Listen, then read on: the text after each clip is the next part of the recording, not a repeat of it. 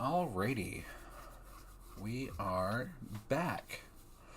Had a few technical issues there. My Switch would not pick up the feed when I docked it, so I'm not quite sure why it was doing that. Maybe the port was dirty or something. Not too sure.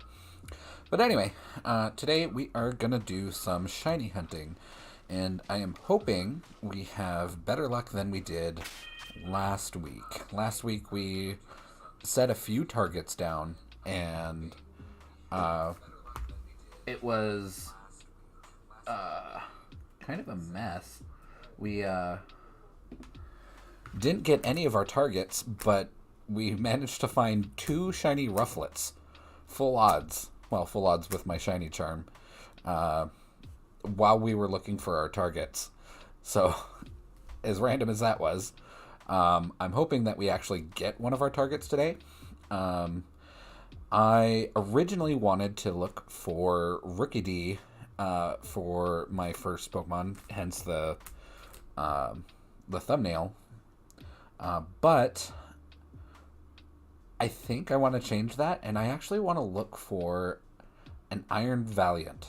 And the reason why I want to look for it is I want to add it to the giveaway box, so that when we do the giveaways tomorrow, I have something, a little more special to give away.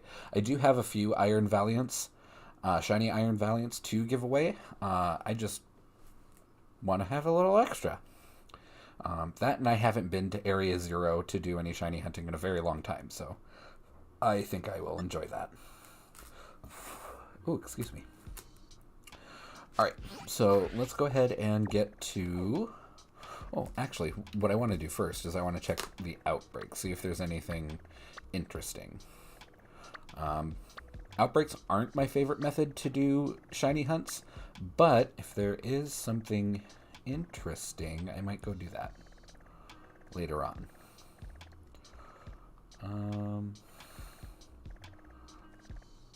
Nothing really tickling my fancy, so let's just get to Area Zero. And for whatever reason, you can't make sandwiches while you're in Area Zero, so we're going to have to make the sandwich out here and then head into Area Zero.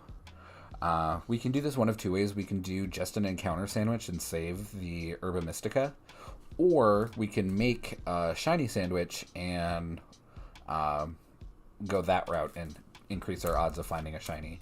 So I think just for the sake of the stream, I do want to do a shiny sandwich.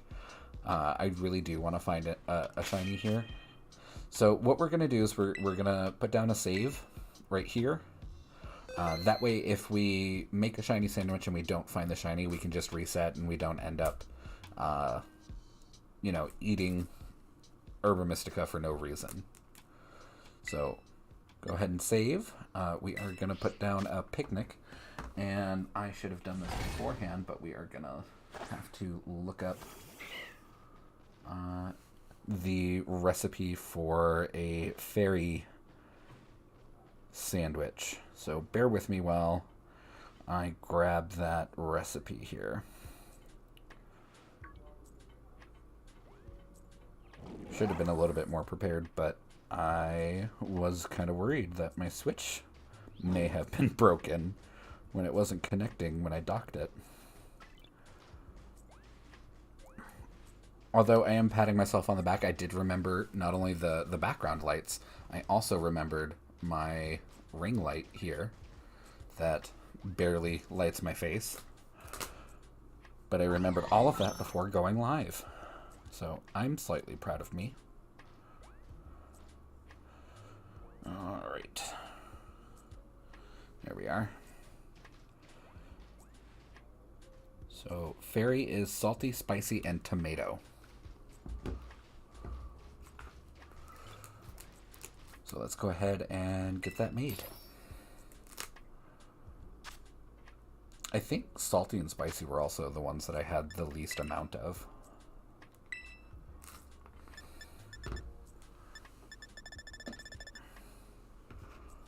Yeah, they are. Great.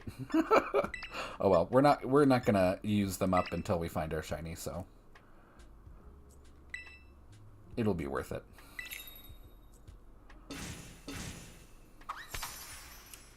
And then we have a whole 10 minutes to put down 3 tomatoes. Hopefully we can beat this timer.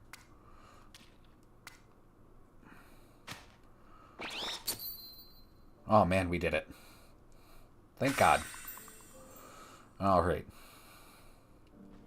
I do kind of like, I mean, you can make an educated guess on what Herba Mystica tastes like just based on what type it is. But I kind of wonder what it does taste like and what this sandwich would taste like. Would it just taste like salsa because it's salty and spicy? With tomato? Sandwich. Alright. And we are going to bring our, kind of our, like, PvE team here, which is just my 2 shiny hunters.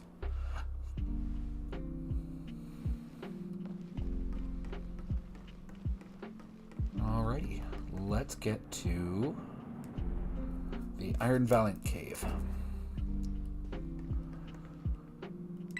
And if you don't know where to find this cave, because it is slightly hidden, I will show you here in just a second. When I first played through, I absolutely did not find this cave. I had to, like, dig in YouTube and find it, since it was about the second day the game was out that I was here and poking around and trying to find this cave. So I had to really look for it. We do have a fairy sandwich on, so I do want to just glance at these floettes just in case they are shiny. If they are shiny, the green portions of their body will be purple. It's not super easy to see. Thankfully, I do have a fairly large screen, larger than, you know, my Switch screen, so I don't have to murder my eyeballs to see. Oh, right away we've got one stuck in a wall. And it's not shiny. When Iron Valiant is shiny, the green on its head and kind of backdropping its skirt there will be completely silver. Okay, that one's not shiny. I've seen far too many videos of people, you know, just walking by the wall and then randomly deciding to check the wall and clip their camera through it just to see if it's a shiny, and lo and behold, it's a shiny. I'm always paranoid that I've missed a shiny just from that. Although it wouldn't really be my fault if I missed that kind of a shiny, because how else would I have known to check the wall?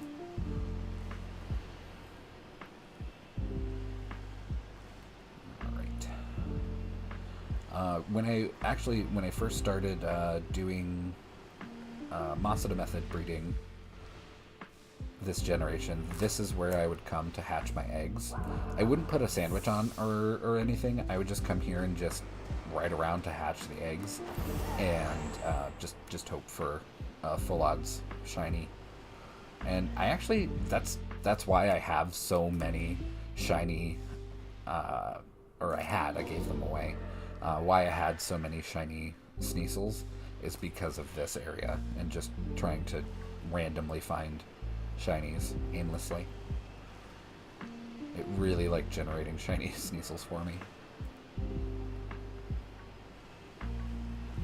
And I think I've actually found a shiny of everything that can be in here except for Umbreon.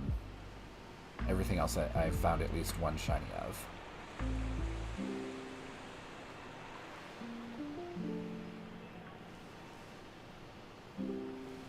Most of them when I wasn't even looking for them. It did have all the Iron Valiants that I do have, though. I had to make myself a shiny sandwich to find, since these spawn in naturally on their own very rarely. You might see maybe one or two in a full pass through, maybe.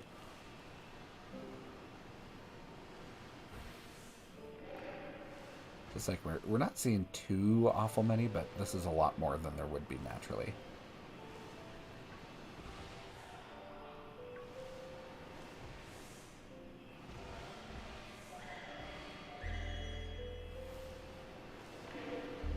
I say that, and then we see just a ton of them.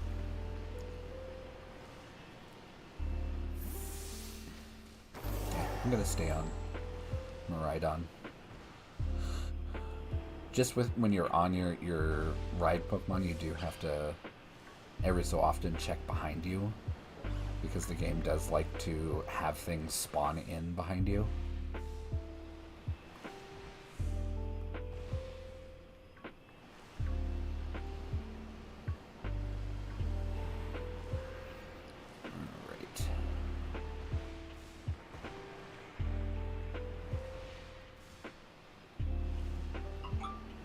As the night goes on, we might do some VGC stuff, especially if shiny hunting really isn't going to pan out for us. I don't know what kind of luck we're going to have.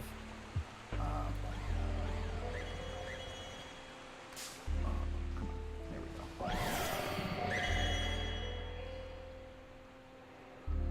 And get into a fight. Sorry, I'm trying to mute my phone here.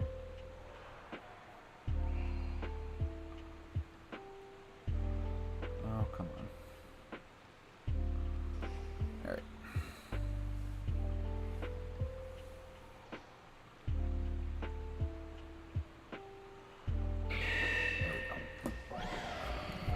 Alright.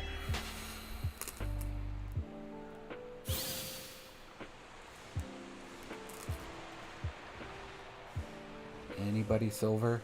Nope.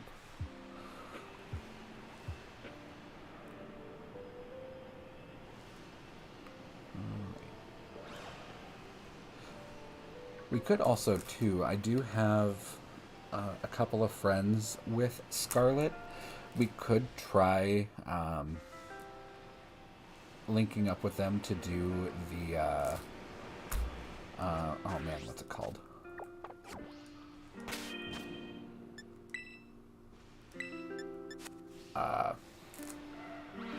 Where you guys swap places in each other's world, where you go into their world and go play around in their world. We could try that. So I could actually try and hunt for some of the past Paradox Pokemon, which is something I would really like to do, because I do want to get, like, at least Fluttermane for ranked. Honestly, I think Fluttermane would probably be the only one that I would be interested in.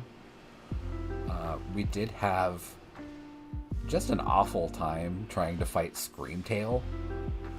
That was no fun. I don't know if I want a Screamtail, because it made me so annoyed that I don't know if I want it on my team or not.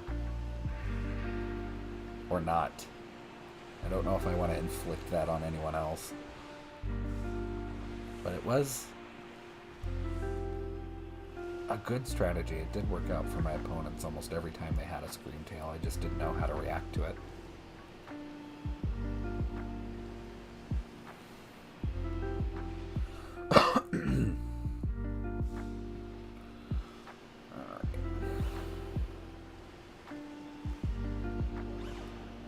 Man, when these things are asleep, sometimes it plays tricks on your eyes, and you can't really tell if that green is a silver or if it's just maybe looking green, because there's nothing really to contrast it against the green backdrop of the grass.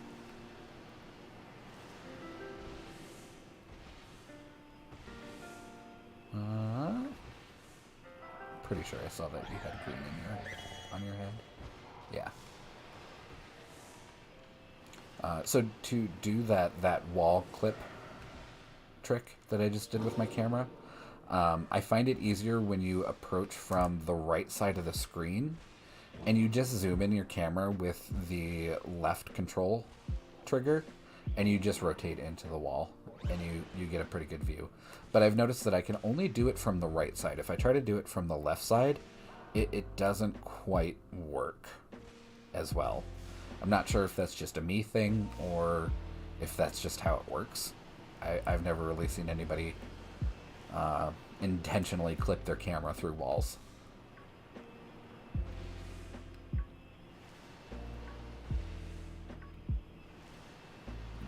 Ready.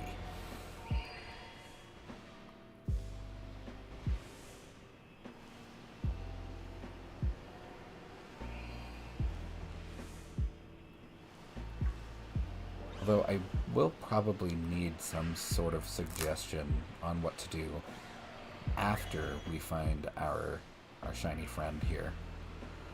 I didn't... Well, I guess we could do what I intended to do when I first started the stream, or I set up the stream earlier this afternoon, is we could go look for a Rookie D or Corviknight. There are Corviknights here in the in Area 0. The downside to them, though, is that they fly. So they can, if you do end up finding the shiny, it might just be out of reach, which would be super frustrating. Oh. Oh, no. You're just asleep and... okay. Fooled me. I got that, like, jump of adrenaline, like, I found the shiny. No, it was just asleep. Alright.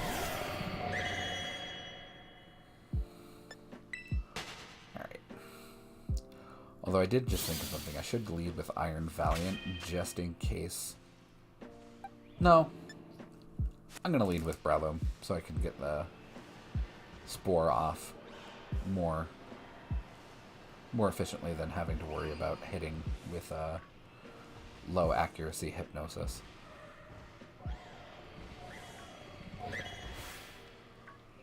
Oh, someone's in the wall over here. But you're not shiny, so you can stay in the wall.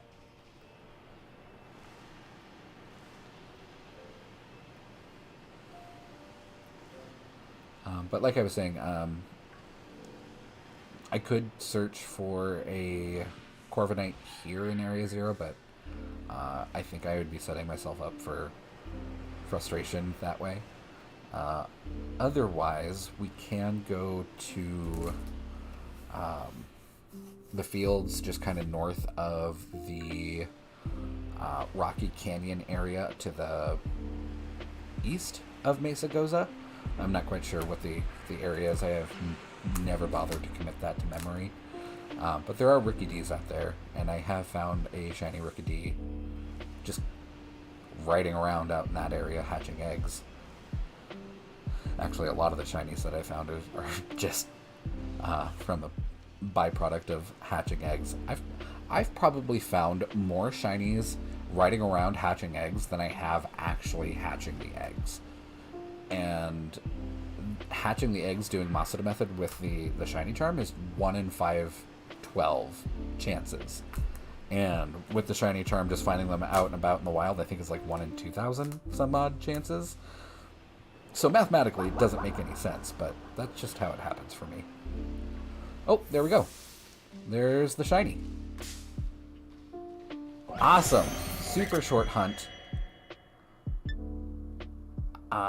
I don't mind super short hunts. Sometimes they are refreshing. But sometimes they can be less satisfying. For some people, I guess. I don't feel that way. So let's go ahead and spore it. Yay! Mop's here. And their Canadian luck rubbed off on us. The good thing, though, too, is that we have plenty of time left on our sandwich, so we could possibly get a second one. What ball should I put this in? Does anybody have any suggestions for ball? Ball choice? Hopefully one that I don't have one of, because it's probably going to break out of a few. I mean, it would look really good in a heavy ball, but I am very certain that it would just break out.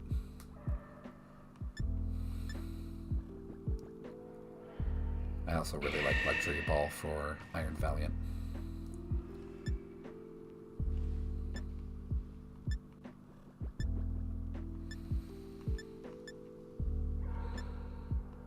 Okay, I am gonna throw a couple of luxury balls.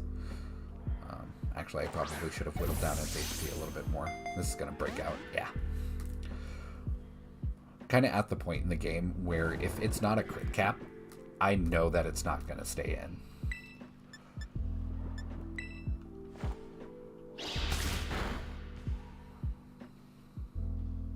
And I'm very certain that Iron Valiant doesn't have anything to hurt itself with. Even so, I'm just gonna keep it down at this HP and just keep it slept.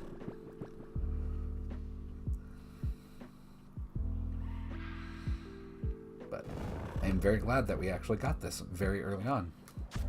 Now, if we can just get it into a ball quickly and not waste any more time trying to catch it, we can capitalize on the time left we have on this sandwich.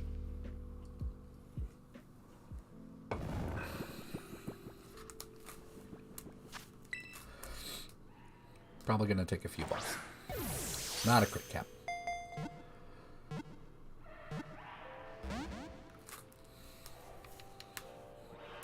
I still haven't had it happen where I see multiple shinies out at the same time.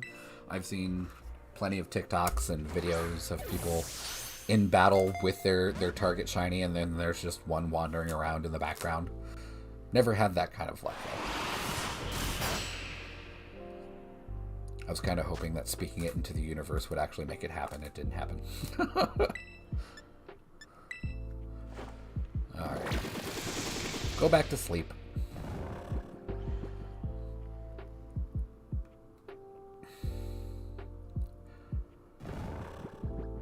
And I hope whoever gets this appreciates it. This was my 5 to 10 minutes of work.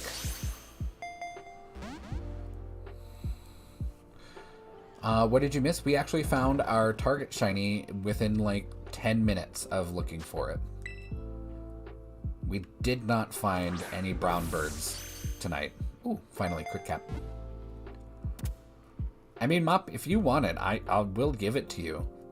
But I had the intention of putting Aquila YT on some of their nicknames and throwing those out into the world.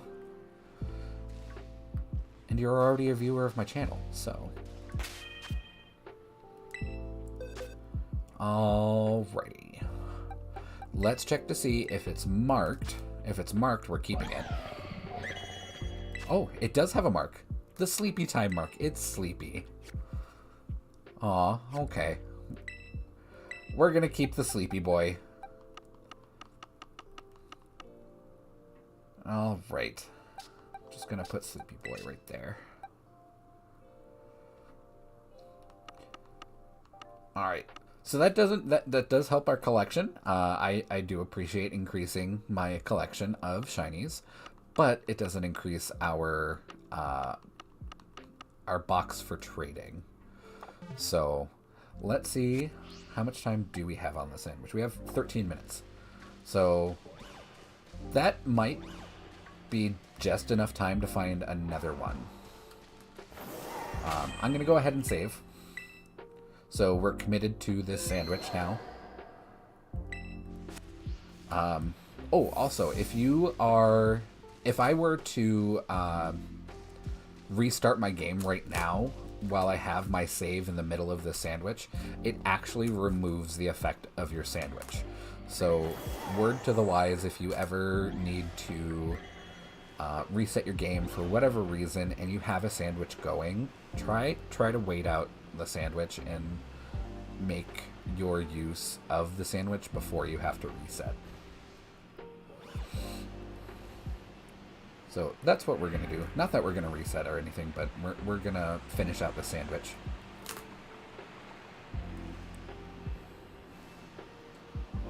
So that was pretty cool. I appreciate you, Mop, for bringing your Canadian luck to the channel. Now let's see if lightning strikes twice.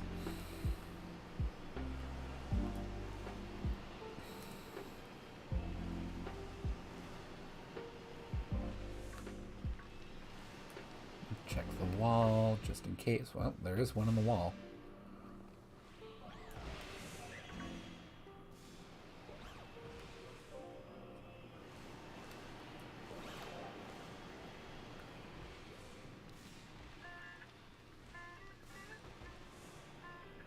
All right.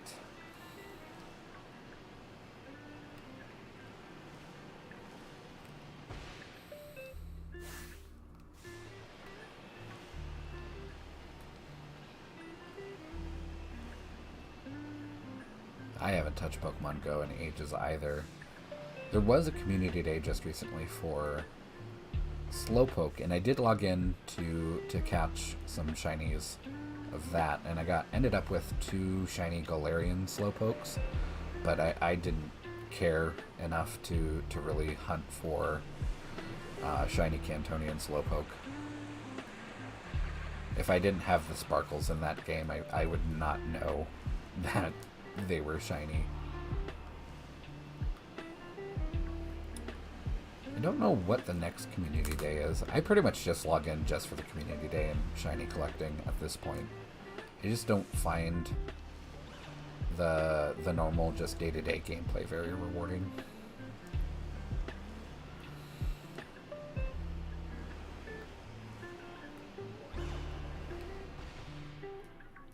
I still enjoy the game, it's just, I don't know, it doesn't have quite the same charm as it did when it came out and a few years after that. Yeah, he has a lot of lucky shinies. I don't. Do I have any lucky shinies? I don't. I think if I do, I probably have like 1 or 2.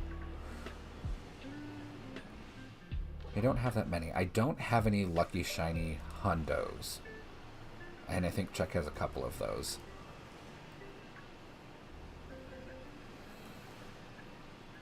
I do have a couple of lucky hundos, and I do have some. I think I have like 1 shiny hundo, but not all 3.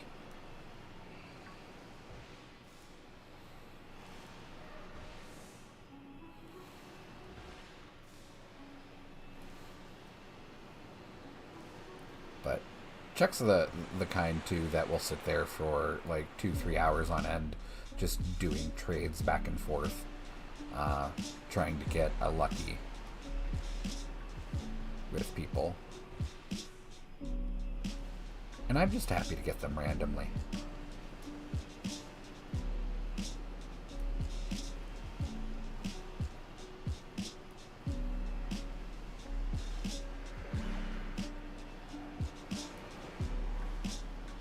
Alright. Check our sandwich. 9 minutes.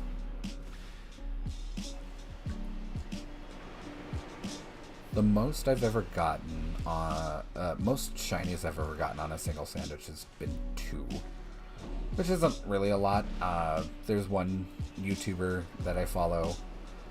He does a lot of shiny hunting content.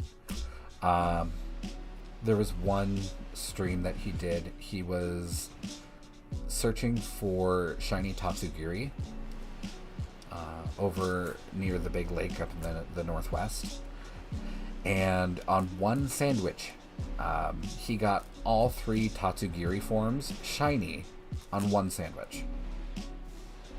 Like, back to back to back. And it wasn't like he got it, like, in the first 5 minutes and then, like, 15 minutes later. And then, no, it was, like, all within the first about 5 minutes. He got all 3.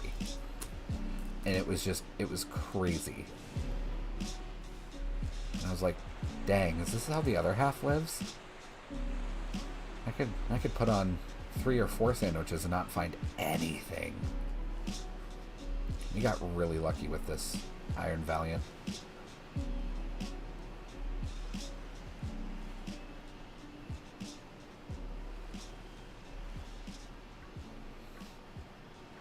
But it's also probably because Mop decided to bless us with their presence tonight.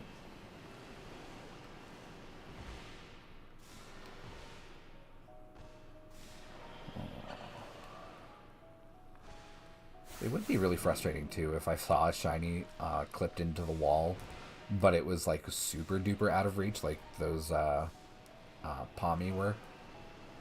like way far away into the wall.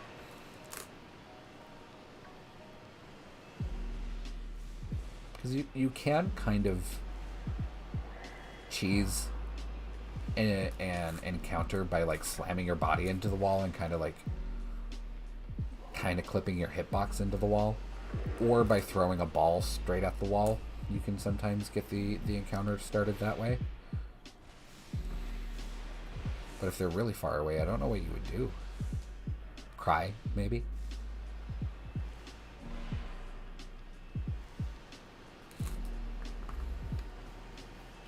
Oh.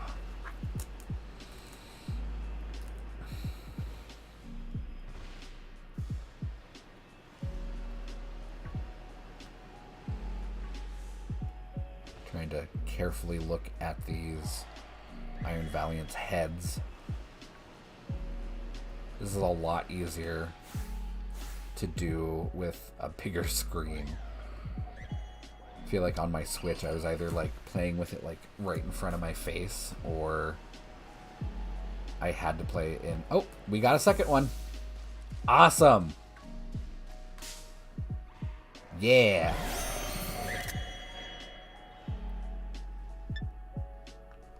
Cool. Alright, go to sleep. Thanks, Mop. This is all your fault.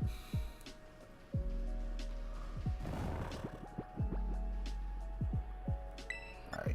Let's go ahead and pulse swipe it. Well, that did a little bit more damage than the first one.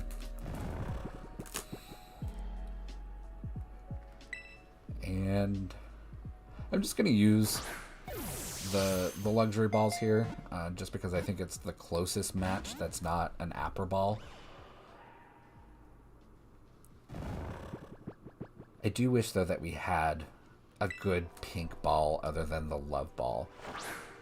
I guess we do have the heal ball, but I'm not a huge fan of the heal ball. I do really like the love ball, though. It's actually one of my favorite Pokeballs.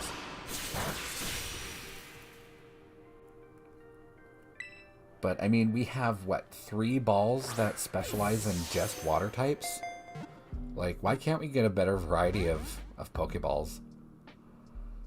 Because we've got the dive ball, the net ball, and the lure ball. All of those specialize for water types. Granted, the net ball is also for bug types, but, like,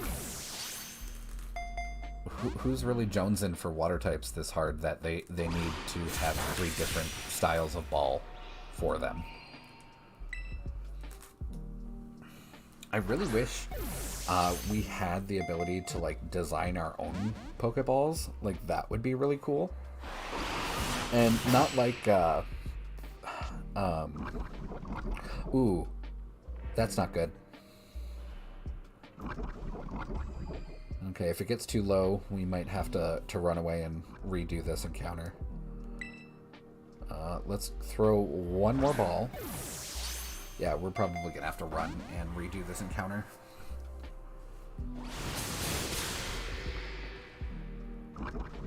Because I don't want it to faint.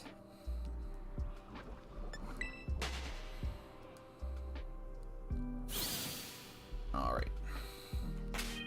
Actually, I'm going to throw down a save here, just in case. And let's go ahead and put Iron Valiant first. Oh boy, a shiny! Yay! Alright, I'm gonna false swipe it first and then try and hypnosis it down. I'm just not super excited about having to use hypnosis like 5 times to get one to go off. Nope. First one misses.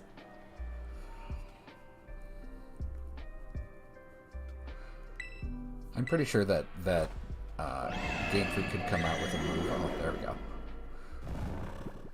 They could come out with a move that has a 99% accuracy, and I would still miss 2 times in a row.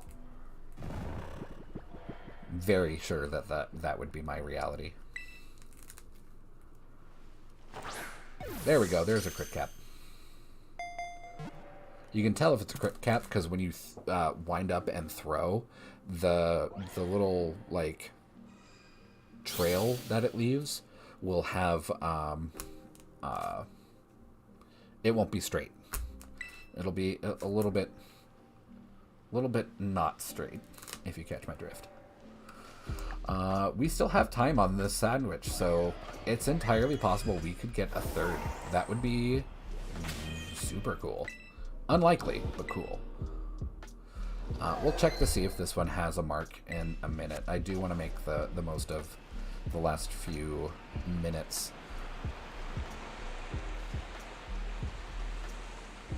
Of this sandwich.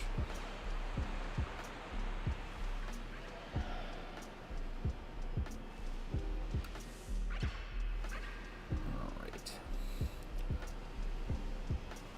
But we did find 2 on one sandwich. That is really cool. Again, that is my record as well, so we're at my record. Let's see if we can break it with the last literally 2 minutes.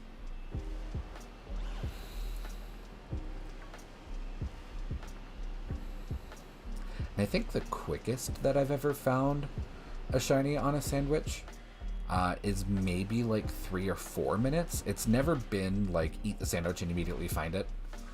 It's always been eat the sandwich, maybe run around for a little bit, and then you find it. Oh my god. We got a third. There's a fourth. There's another one in the background.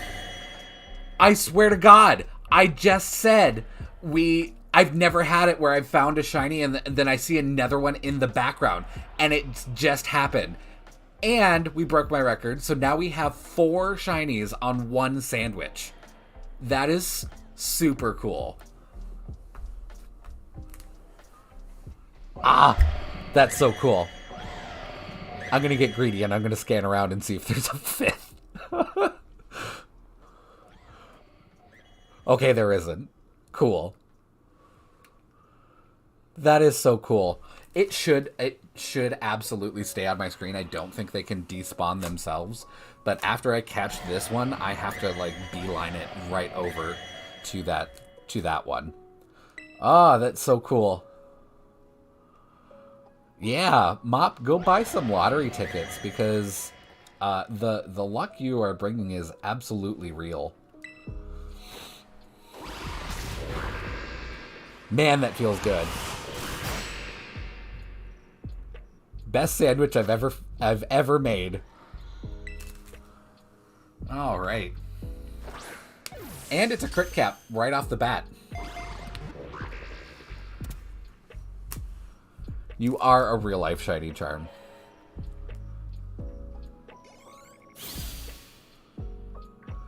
Okay, there you are. Oh, I got scared when the camera flipped back around and it wasn't there immediately. Ah, no, I don't want to fight you. Okay, gonna save here. And we are gonna get our 4th shiny of this sandwich. Oh man, I didn't get a picture or a video of that last one. Oh well. I do like to get a picture of when the sparkles shine and get a quick video to show what I was doing just immediately before. I do occasionally put those on TikTok, but I actually have not posted anything to my TikTok account for like a month and a half.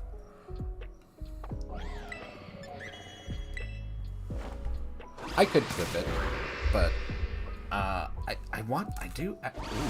did I quit? I wasn't paying attention. I do want to get some content for my TikTok because I actually do enjoy making TikToks, even though I've been told they are not good by some people. I'm actually going to heal here. But I did have a lot of fun making the TikToks that I have made. I just need to actually like get the right like mobile content to upload. And I don't really I don't really want to like do like TikToks of me necessarily, so it kind of limits me on like, you know, doing Pokemon content. And there's other social media stuff too that I just don't understand. I'm very much a very old boomer man when it comes to like Twitter. I don't understand Twitter at all. Like in any capacity. I do have one, and I bumble my way through it every so often, but still don't get it. Don't get the appeal. I am very much a TikTok and Reddit and I don't want to say it, but also Facebook. Granted, I haven't posted anything on Facebook, even on my own personal page, in forever.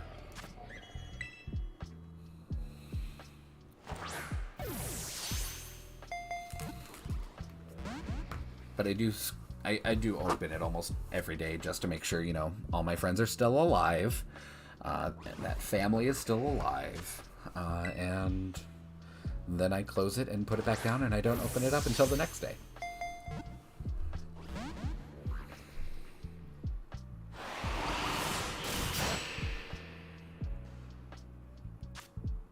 Man, this thing is actually really hurting my Iron Valiant.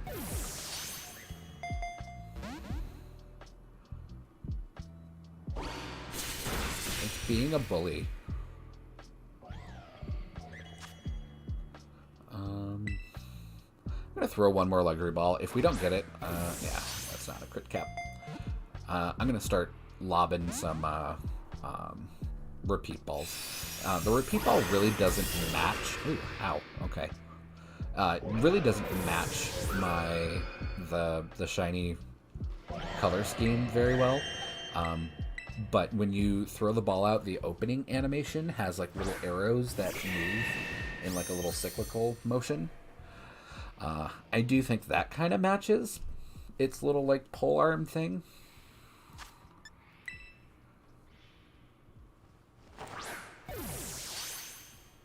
Nope. Oh my god, you know what I should do? I should actually put this thing to sleep. That's probably the best move. I haven't been putting them to sleep.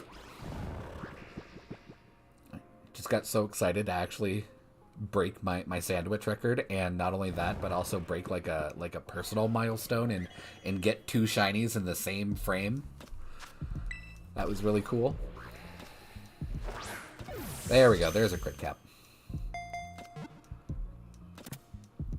I do like the repeat ball, though. I do like the design. The pattern on it is enjoyable. Alright, cool. We got 4 Iron Valiants on 1 sandwich. Let's go ahead and save. If we crash right now, I would be absolutely devastated. We're gonna heal up here real quick. And I know I said in a previous stream that I'm poor and cheap, but I have so many recovery items. I pick up everything I see, so I end up getting all of the recovery. I'm not going to bother healing these guys. Pretty sure when you go to trade them over surprise trade that it heals them automatically. Pretty sure anyway. If it doesn't, then, you know, somebody can have. Okay, no marks. Just the one that we got first was marked. And he was sleepy. Alright, so let's go ahead and put those in the giveaway box. We already have 2 to give away. So we've got 5 total. Awesome, awesome, awesome. That's so freaking cool.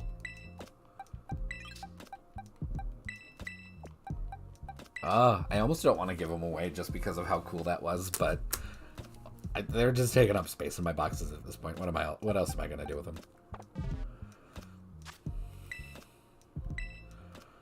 Alright. saving because I'm paranoid. And yeah, we're absolutely out of that sandwich. Alright. I'm just going to take a quick peek. And no more shinies. Okay.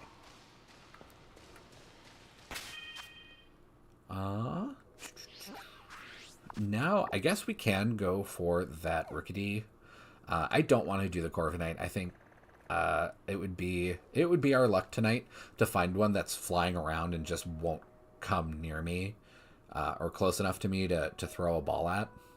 So let's go for Rookidee, and that's in this general area over here. So let's go that way. And I'm trying to think. Rookidee is pure flying, so we'd have to put on a flying sandwich. But I don't know if there's other flying types that would interfere with the spawns. And I'm trying to think of what else spawns there. And I don't think there are any other shinies, or any other flying types that spawn there. We'll take a quick gander.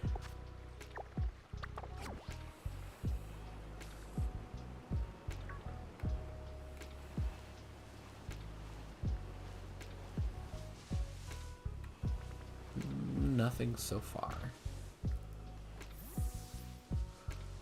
Okay, I saw this one from the front and saw the yellow, and I was just like, no way, no way. There was no way. It's not shiny. Alright. So should we do another shiny sandwich, or should we do an encounter sandwich and be cheap about it? I do have plenty of herbs, but I hate farming them with a bloody passion. And it took me a very long time to get the ones that I have now. So I'm gonna think about it. We've been on for about an hour, so I do want to take a quick break and get up and move my ankles and knees a bit. So I will be right back.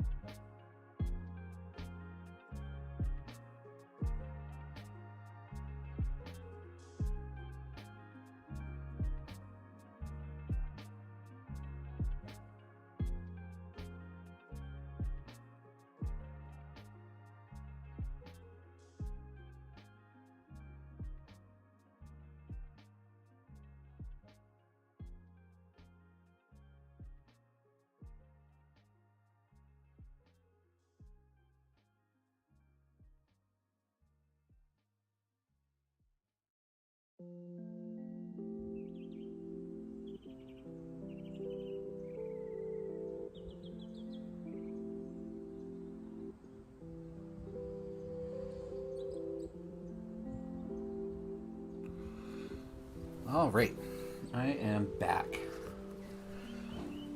So,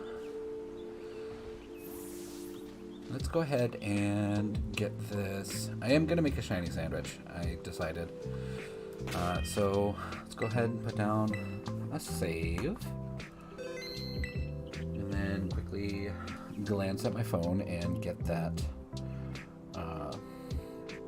recipe for flying sandwiches. And it looks like prosciutto, salty, and then sweet, spicy, or sour. Cool. So we don't have to just use the spicy.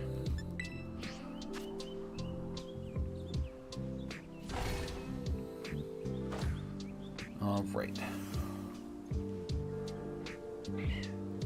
Make it a sandwich. And prosciutto.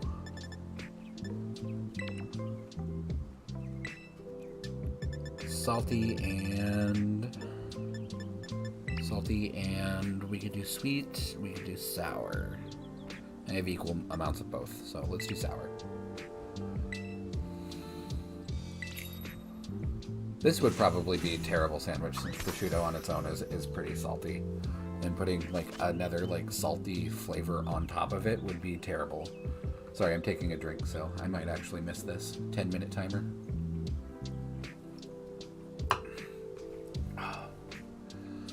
Okay, we gotta hurry. And we barely made it. Okay, cool.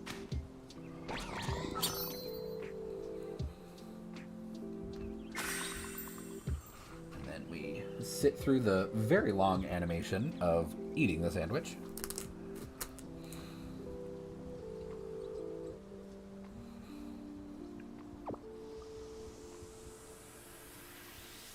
Did I heal? I don't think I healed at the Pokemon Center. That's okay. I think I just healed their health with potions.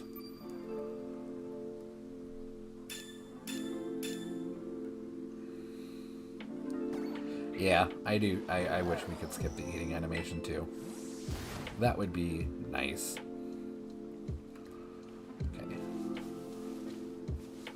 Okay. Is Skip Bloom a flying type? If it is, we might get some shiny turnips as well. I hope not. I think it is, though. Yeah, it probably is. We might get a shiny turnip. Yeah, I think you're right. I think it is grass flying. I think Hoppip is just grass. Not 100% sure. Hoppip is like one of my least favorite Pokemon, so I really don't pay attention to it.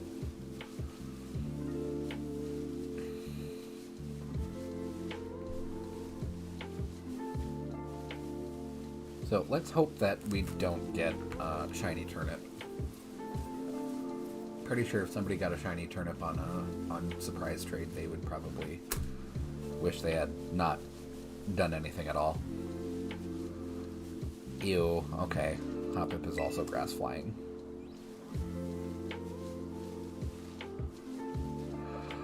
Okay, well, I guess that's the reality we live in.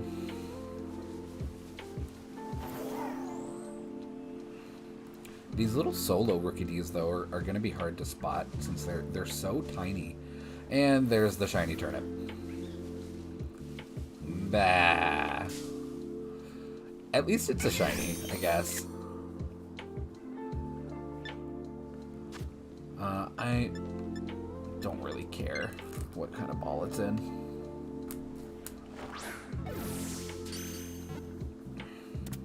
Okay. I guess if it's marked, that would be something. I'll check the mark after we're done with the sandwich.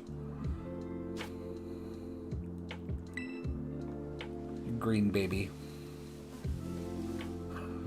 Yeah, I hope I don't find one of these. Immediately finds it.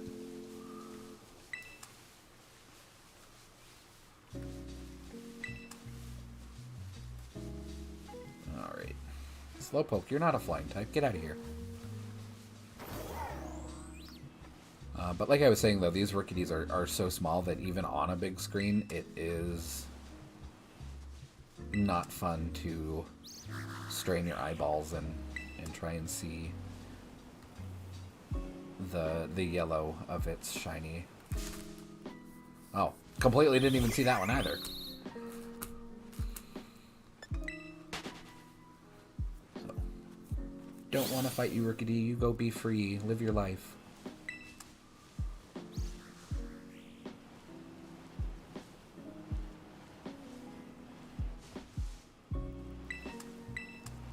Pick up some of these berries.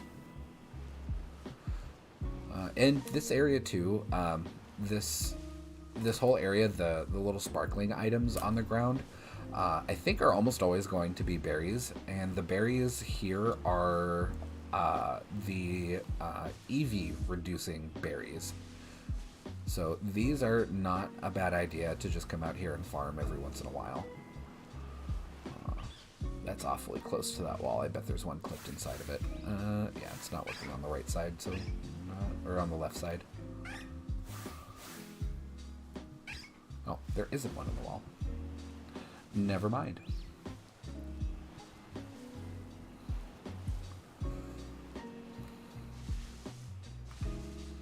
I keep seeing Skip bloom out of the corner of my eye and thinking shiny. And I bet some of these groups, these family spawns, I've noticed that they'll put Pokemon that aren't related to each other in family spawns once in a while, and I've noticed that they put Pokemon that resemble the shiny of the family that's spawning around them, and whoever did that is dirty. They knew what they were doing, and whoever did it knew.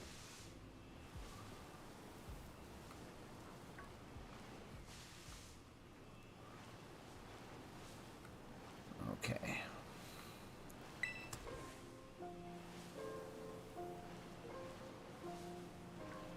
And I think we will, regardless, since we did find a shiny turnip and we didn't want to, I think we'll still keep it for giving away tomorrow. It's good to know that every Pokemon is someone's favorite, and unless you're Simisear, then you're no one's favorite. No one likes Simisear. And I would be a-okay if we never saw the elemental monkeys ever again. I don't think anybody misses them. Oh, ran into another one.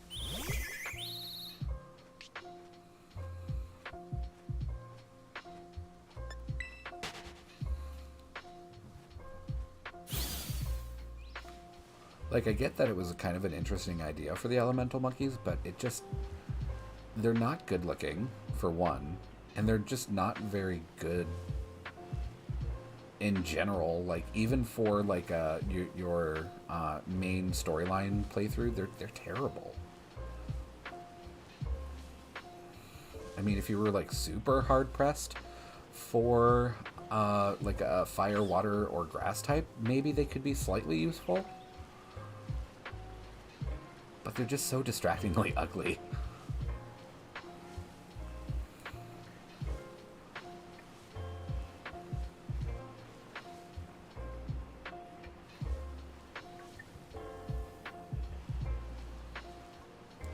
Alright.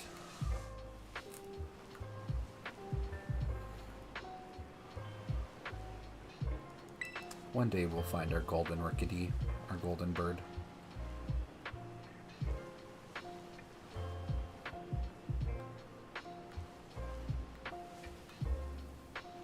No, Mop, you have to starve. You can't go get food. There will be no getting food on my watch.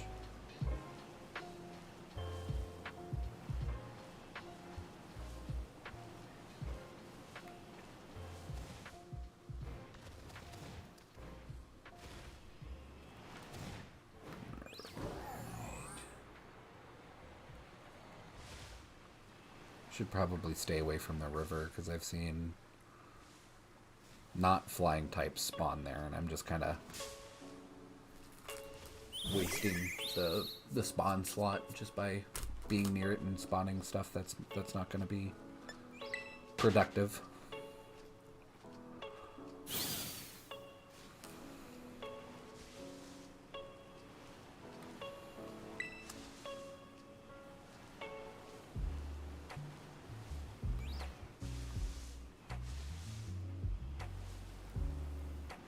Some of these solo orchideas are just super hard to see.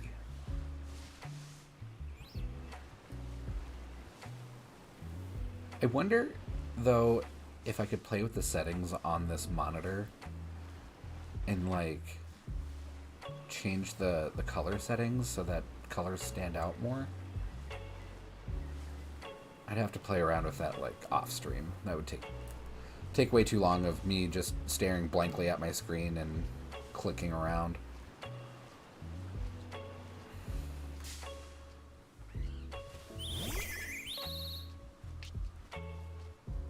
I'm too nervous to eat berries. Can you imagine just, like, walking around and then running into, like, a literal, like, chickadee bird? And you're just like, man, that thing is terrifying. I can't eat anything right now.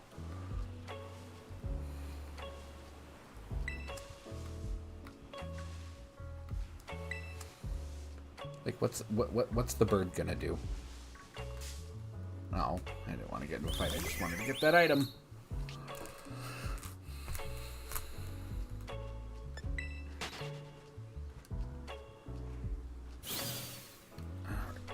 Are you far enough away now? Thank you. Give me your tomato. Your spiky tomato.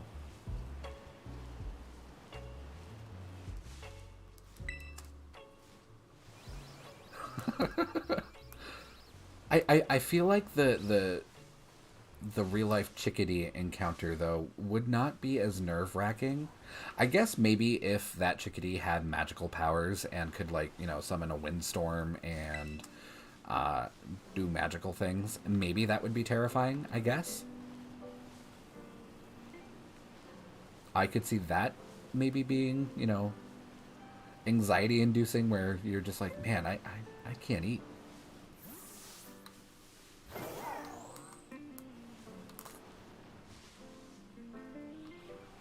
Kamala, you're not flying. Go away.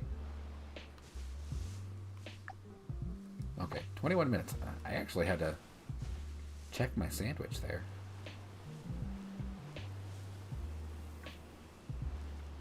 For a hot second, I thought my sandwich had fallen off already.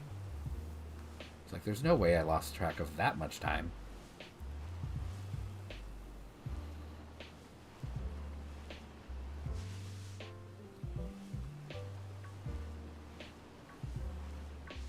Corvusquire wouldn't be too bad of a shiny to get. I think somebody would probably appreciate the Orchidee more so that they could get the dex entries for all three at the same time in their Pokedex. But Corvusquire wouldn't be too bad to find shiny. I might miss it because I'm on the lookout for yellow. And Corvusquire is kind of a grayish color. Oh no. Okay. Now that we're getting into nighttime, we're also getting Murkrows. But I did say, I think it was on Wednesday, that shiny Murkrow is really good looking. That pink, purpley pink is it's very flattering on Murkrow, even though it's probably not the color that I would have gone with. Yeah, all the shinies. I get all the shinies that I don't want, but I'm not going to say that for a hot minute because we just got 4 Iron Valiants on one sandwich, and 2 of them were at the same time. So I think our luck has turned around from last week, where we found our 2 little brown buddies.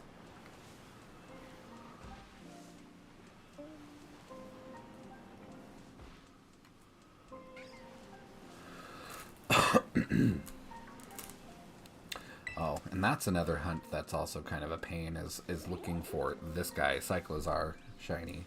They move super duper fast and they can despawn themselves. So when you do find one, you have to just like book it to try and catch it. And I think I actually made a TikTok about that, of the one that I actually found.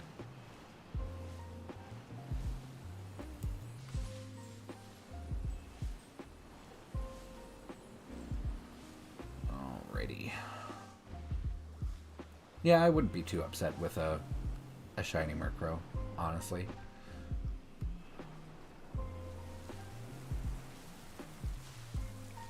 Oh, whoops.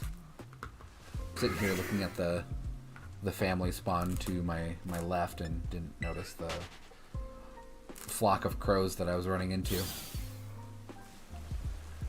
And it's kind of funny too, when I first got my shiny charm, the first thing I did is like I just want to go run around Paldea and just see what I can find. And like within 10 minutes I found a shiny Murkrow.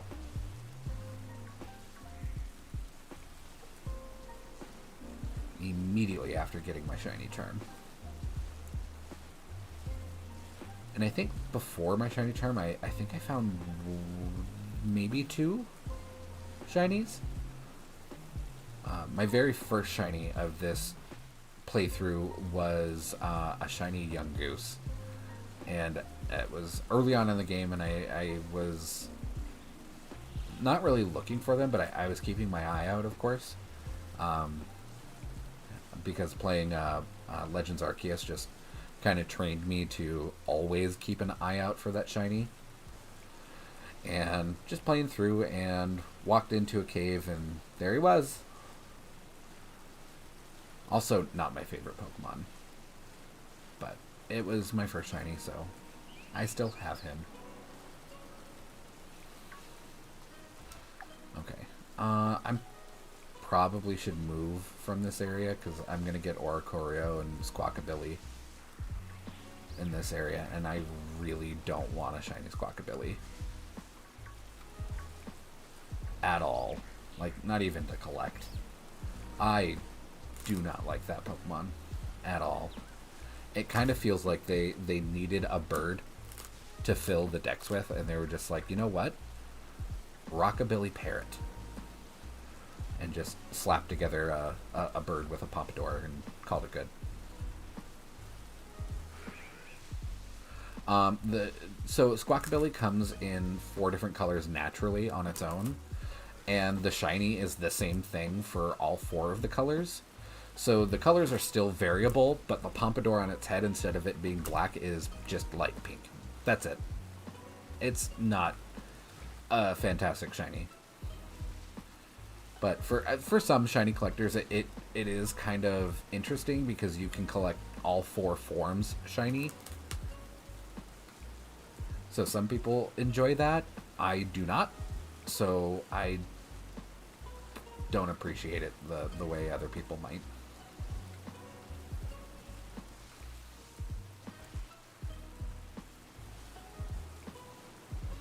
And I wonder if we aren't able to find... Okay, never mind. I was going to say, maybe we're not able to find Rookidee at night. Maybe it's a daytime only spawn, but just found this one at night, so...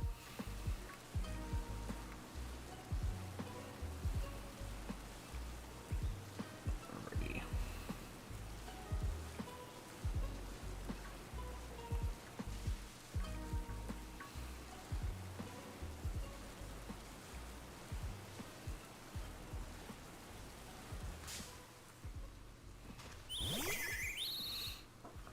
Ugh. My ankle is also doing better. It did not hurt at all today waking up, and I was able to walk around and drive without any discomfort. But I still can't sit comfortably because I can't sit on my leg, and I can't put pressure, like perpendicular pressure, on my ankle. So I am still sitting. I'm still sitting like a normal human, and it's very uncomfortable.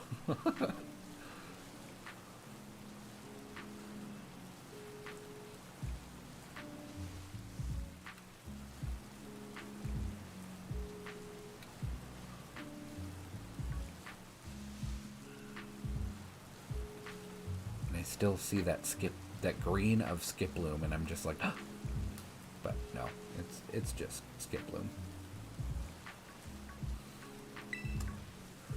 And I don't see too many people checking dens just to build up their LP.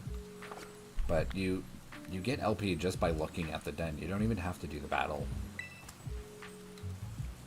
And that's honestly just as good as cash. Unless you're making a crap ton of TMs, LP is just as good as cash. I think there might be a few places that don't take LP. I think the auction areas over in I don't remember the name. Porto Marinara? Marinara sounds great. I don't think they take LP. I think you have to use cash only. And some of the stuff that they sell is super not worth it. Like I've seen people screenshot like they paid like 500,000 Poké-Dollars for a friend ball, and I'm just like, no thank you.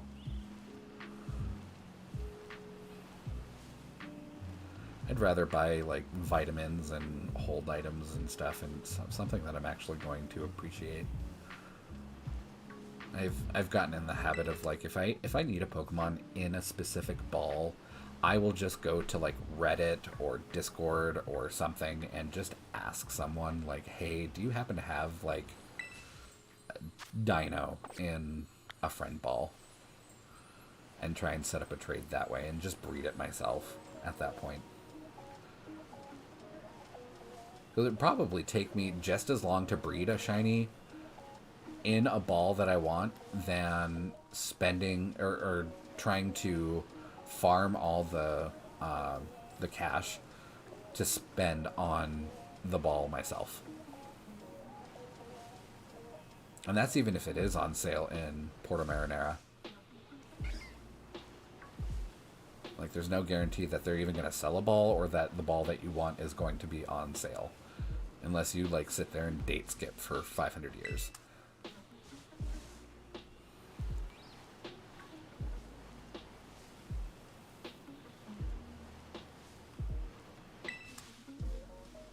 But some people do it.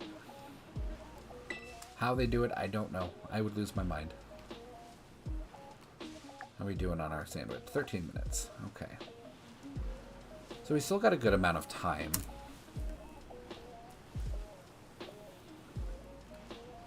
But I don't think we're going to be breaking that Iron Valiant record anytime soon. That was really cool.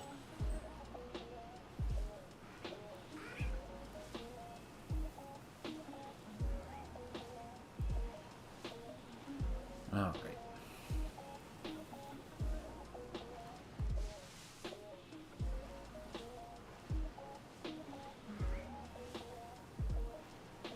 Actually, the more I think about it, finding a shiny Murkrow might be pretty valuable, because then I could, since people do want it for competitive, I could trade that for something useful. I would probably like trade it for like a parent Pokemon. I don't want to trade it for something that I'm going to use in competitive. I would just trade it for something that I would breed with.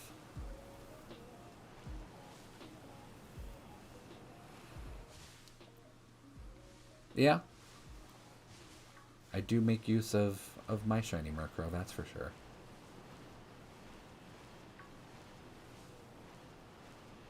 I just wish that Honchkrow could do the same stuff. I know it would be a little bit less tanky without the Eviolite item, but I do like Honchkrow's design and its shiny a lot more than Murkrow's design and shiny.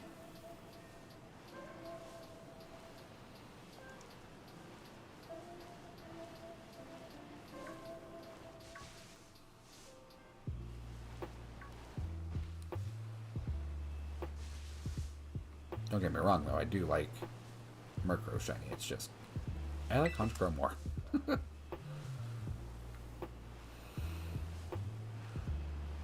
I remember thinking when Gen 4 came out and we got all the all the extra evolutions, thinking that the majority of them were not bad, but just not necessary. But Murkrow's absolutely was necessary.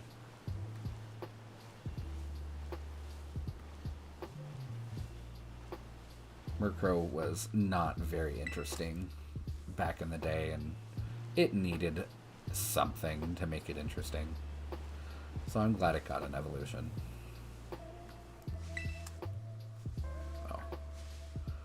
I saw a little bit of yellow and got excited. It was just their little like chest area.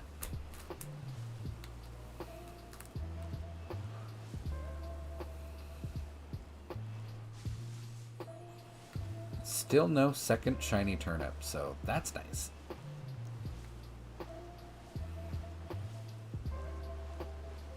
I say that, and now the universe has heard me and will probably deliver unto me the trauma.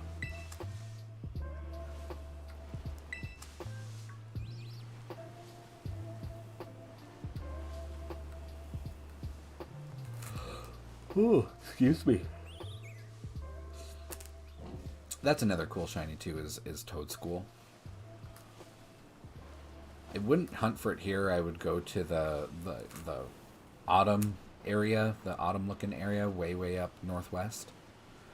There's a ton of them up there, and it's just, it almost looks like they didn't design a shiny for it and they just left it blank because it's all white. And there's not a whole lot of contrast on its detailing on its body, so it really does look like that, like a developer went to color the shiny and just was like, you know what, it looks good as is, let's call it a day. I don't think if you found one, I don't think the disguise Pokemon can be, I don't think the disguise can be shiny. The Pokemon itself, like Zoroark or Ditto, can be shiny, but I don't think the disguise can be shiny. At least I've never seen anybody like post a video about that or a picture or anything. So I don't think it can happen.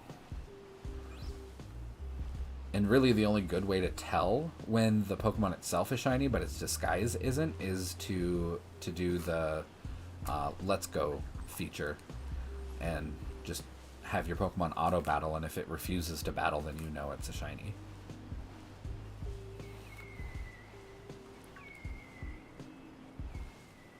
I don't think so. I haven't seen it. That doesn't mean it doesn't happen.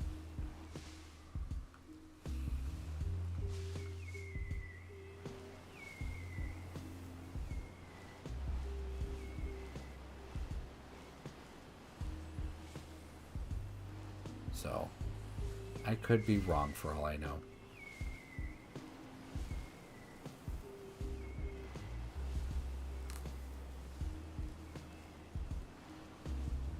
There are a lot of Murkrows out here.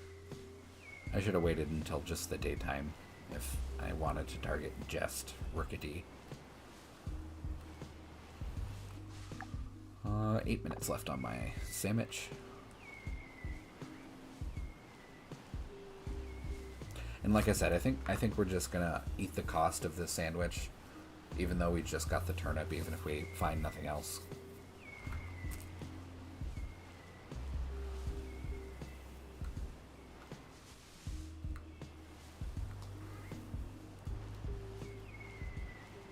Did it again. Saw Skiploom and was like, ah, shiny turnip. No, just Skiploom.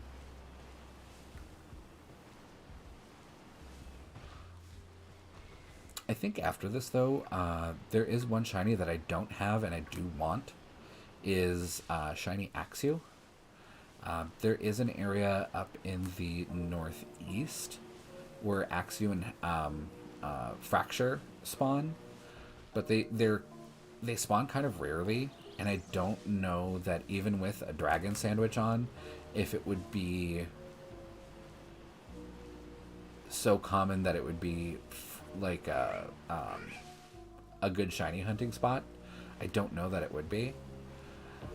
I think Philly beats you. He did a bunch of videos not too long ago on where certain types of Pokemon spawn. Like he did like where all the water types spawn and where all the grass types spawn and all that.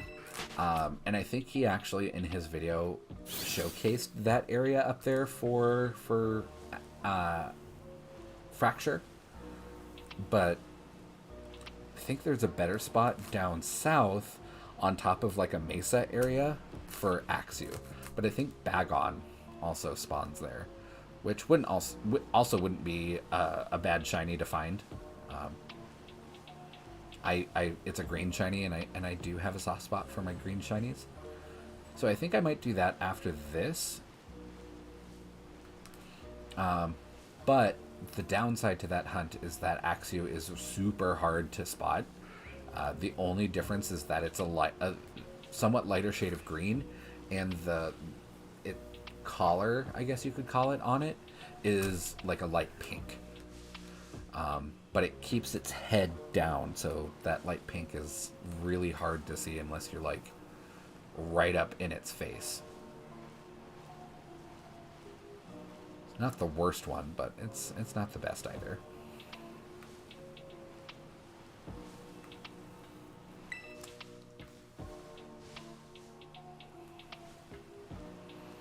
And then Fracture is a very pretty shiny. The red spots on its body are like a bright icy blue, and it's very pretty. And then everybody knows what shiny Haxorus looks like. It looks amazing.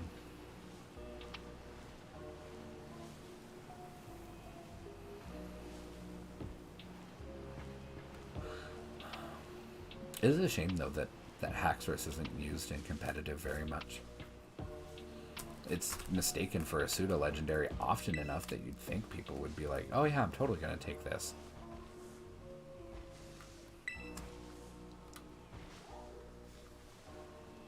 There are just other Pokemon that do what it does, but better. Which is a shame, because it's a really good design Pokemon. Or at least I think so. I know a lot of people hate the Gen 5 Pokemon particularly.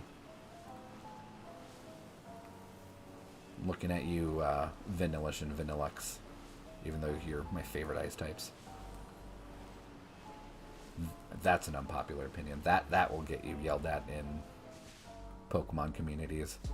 Just tell them how much you like Vanillish and Vanillux. Or Clink and Clink. Clink Clang and Clink Clang and Clink Clang. There we go.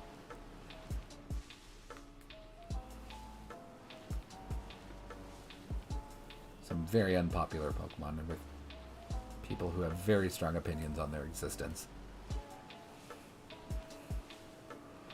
Another one that's super despised, but I absolutely love it, is Aromatisse. I am disappointed that it is not in this generation. I know we just got it last generation, and it's a super unpopular Pokemon, so we're probably lucky that we even got it in the last generation at all. But in X and Y, man, I played competitive with Aromatisse, and I ran it as a tank, and it was just a monster. Nobody knew what it did. Nobody knew what to expect from it. And I used it as my Trick Room setter because its hidden ability Aroma Veil makes it untauntable. So it was a really safe Trick Room setter that could also heal itself with Draining Kiss, and it also got Calm Mind. So you could set it up with like if you wanted to be super defensive, you could set it up with like max HP and max defense, and just use Calm Mind to your heart's content, and then just start smooching everything to gain your health back if you took any damage at all. And it was just such a big pain in the butt that people just didn't respect, and it won me quite a few battles, and I miss that. I tried to do it again with Sword and Shield, but Dynamax was just not my favorite battle mechanic. I thought it was going to be because I tend to like my sturdy tank Pokemon, but boy howdy, it just was not my thing. I do like some of the Gigantamax designs, though. I thought those were really interesting. If they do end up bringing it back, I would probably either not play that format or just not play that specific game. I don't think they're ever going to bring it back like as a main feature of a game like they did in Sword and Shield, but I could see them bringing it back in the way that Sun and Moon had Mega Evolution and Z moves at the same time. But I think the reason why they did that is that they didn't want to exclude Mega Evolution quite yet. And because of how popular Mega Evolution was, and when they actually finally did drop Mega Evolution, the community wasn't too happy about it. I miss Mega Evolution too, don't get me wrong, but I am not bothered that it's now part of history. A minute and a half. Okay, so, well, we've had better sandwiches. We didn't get our target with this sandwich, but that's okay. We got a green turnip.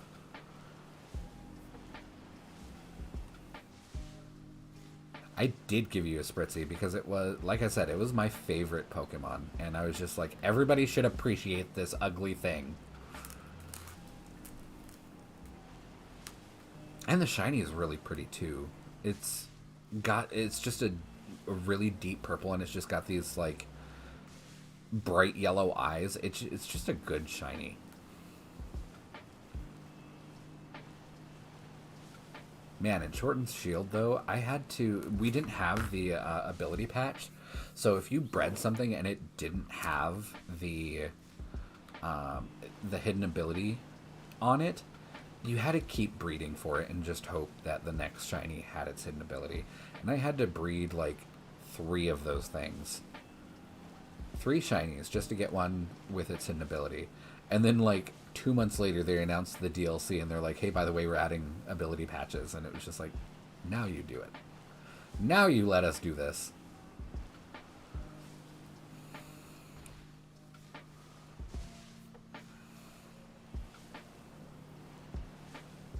Yeah, I appreciate Aromatisse and Spritzee. I know a lot of people don't. I'm not a huge fan of its counterpart, though, Swirlix. I didn't super care for its design, and its gameplay, I guess you could call it, wasn't super interesting either. It was kind of I guess it was supposed to be like a physical version of Spritzee. And I don't know. What was its evolution called? Swirlix and... Oh man, now I'm really racking my brain here. I do remember I named mine Fat Butt, so that's what sticks in my head, but I don't remember what the evolution is called. I wasn't a big fan of it. Its design is also very not great. Okay, yeah, our sandwich is done. So I never used it. Still made one. Still got a shiny one. Didn't like it.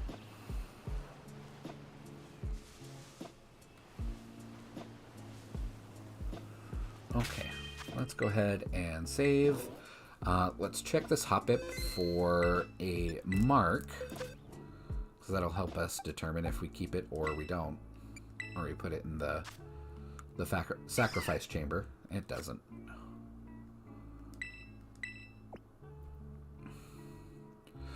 Alcremie is not in this game. It is, however, in the DLC, which I am not super fond of. I thought... So I've come to terms with Dexit, and that they didn't include all of the Pokemon in Sword and Shield. I really am. I'm super over it. I don't really think about it. But when they announced that, I was just like, oh, that's really super disappointing. Forgetting the fact that they did that in Gen 3 anyway. But anyway, so I wasn't, at first, I wasn't super happy with Dexit. And then it was made even worse when I found out that they made a Pokemon like Alcremie that has, like, what, 36 forms? Or more, if you include it shiny? And I was just like, why would you decide to not include Pokemon that, you know, people have literally grown up with over the years and learned to love and appreciate? Why would you exclude those for this stupid cream puff pastry Pokemon that I'm sure that almost no one loves? And 36 of them, 36 forms, and I thought, I was like, that is so excessive. Like, why would you want a Pokemon with that many forms? It was just, it kind of boggled my mind at first. And then as I got over Dexit, and I was just like, you know what, it was probably pretty necessary for them to do that, just to make sure that the game wasn't bogged down and bloated and awful. I still didn't appreciate Alcremie at all. So even to this day, when I see that stupid thing, I'm just like, oh, it's that thing.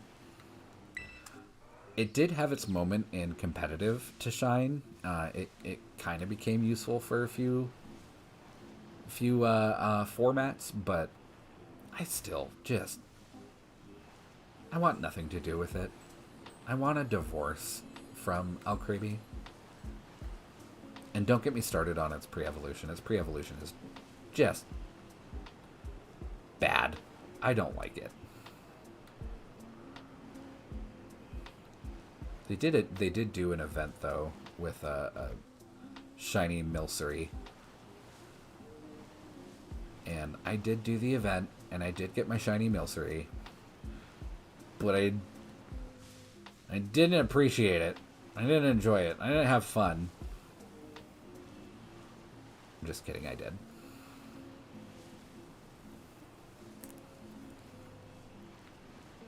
If I recall, too, the items that you got from the Milcery event was actually really good.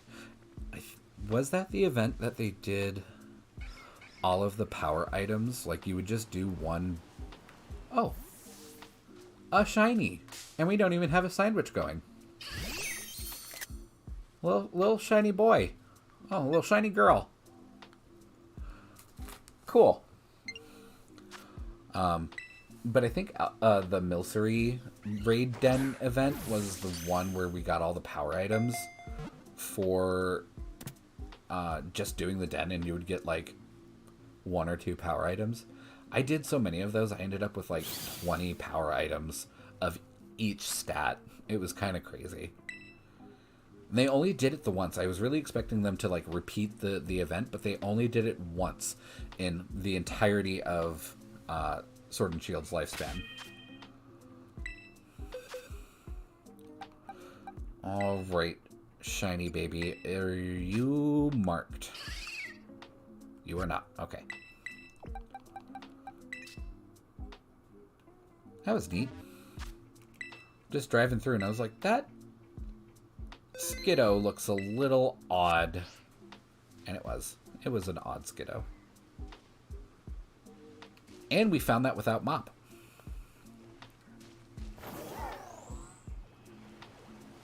Because they're eating at the moment and have abandoned us.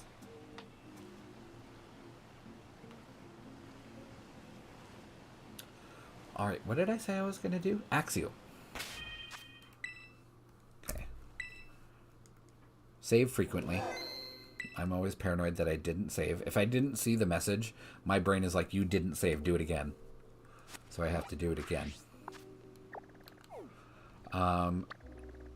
Wait, is this it? Yeah, it's this plateau here. I guess I could have just drove over there and just climbed. But I'm lazy. Although realistically, if you do have like really short trips to make like that, just just drive. Because you'll probably find a shiny on the way. Like I just did. I was just wandering around kind of aimlessly to talk.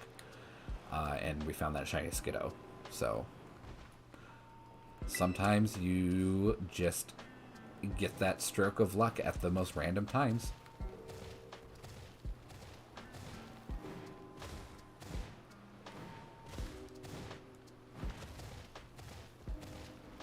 Alright. Yeah, I'm pretty sure it's at the top of this plateau is where the secondary good spot is. Yeah, there's an Axie right there. And right there. Cool. Now I get to decide if I want to do an encounter sandwich or if I want to do a sparkling sandwich. Like I said, the Urbas are a giant pain in the butt to come by. So I don't want to just use them willy-nilly.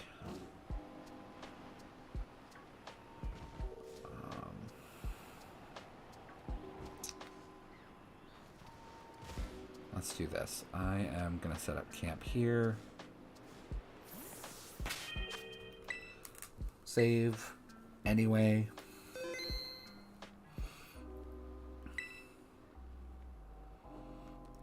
Actually, before I start this sandwich, I'm going to take a quick little break. For whatever reason, I just finished a whole can of Coke and I am still thirsty. So I'm going to go get a nice tall glass of water and hydrate. So I will be right back.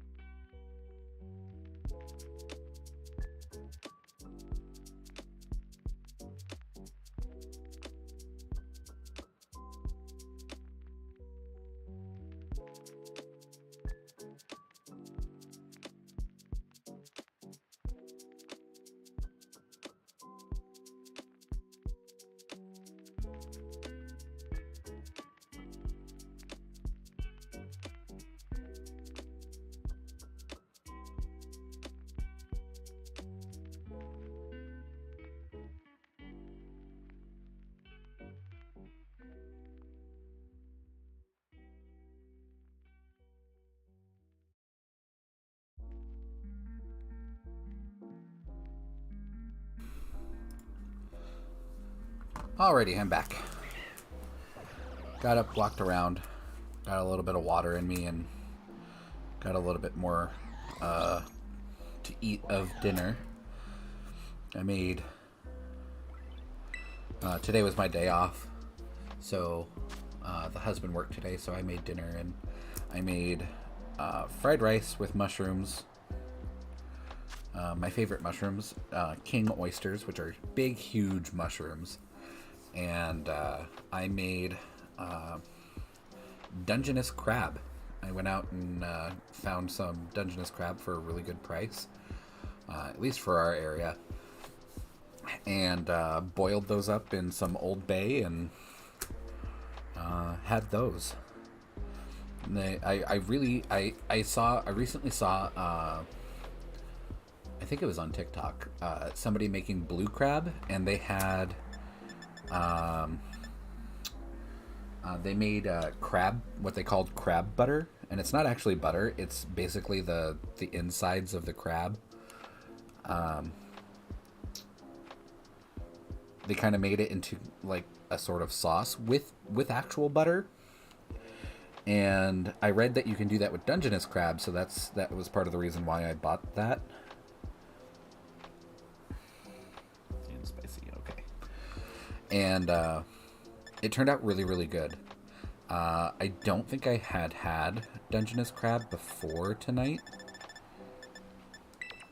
and I was really, really surprised with it. It the shell was like super duper hard to crack.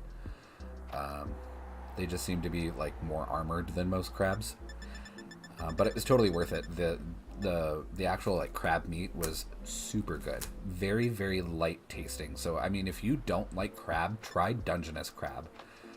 It was very, very good. All right, and for dragon, salty spicy avocado. Okay.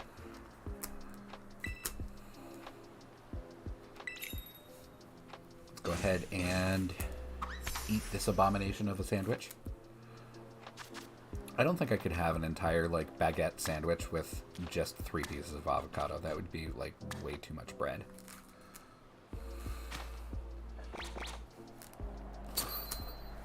Excuse me.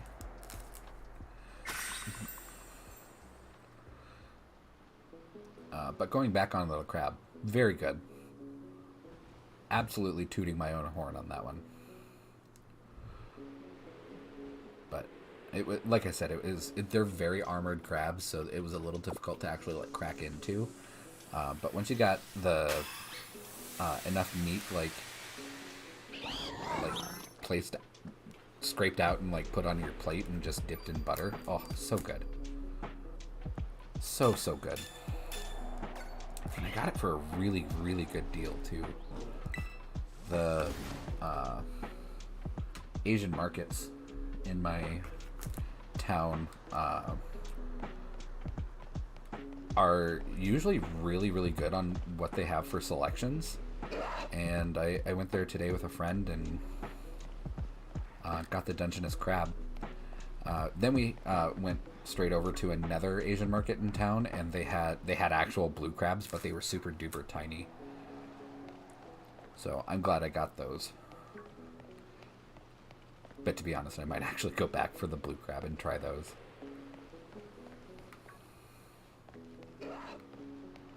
All right. So we are going to get a lot of bag on with this sandwich, which is okay.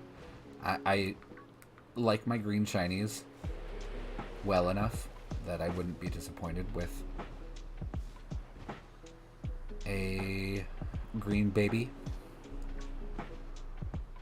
Yeah, Leo is the strangest cat. He normally is incredibly interested in food. Like, if you're making food or eating food, he just wants to know what's going on with the food. He doesn't really have a big interest in eating it. Like, if you give him like a tiny little piece, he'll sniff at it, and then he's just like, why would you do this? I don't want this.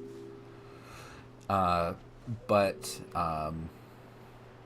shrimp and crab are exceptions. He will murder you to have shrimp or crab.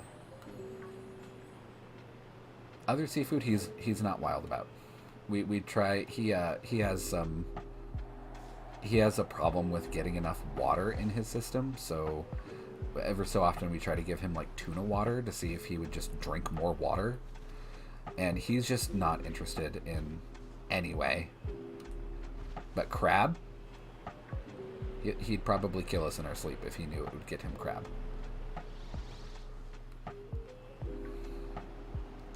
So he was a very happy kitty. He got plenty of crab treats tonight, which I'm really hoping does not upset his stomach, because he is a very sensitive baby.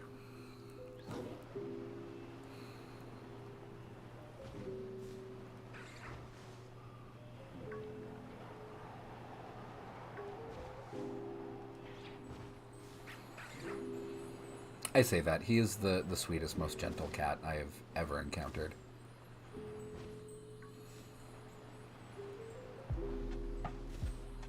Usually when he like finds like bugs or whatever outside, he tries to make friends with the bugs. Unless it's a mouse, then he murders the mouse. Just straight up murders it. Which I am A-okay with. I don't want those things in the house.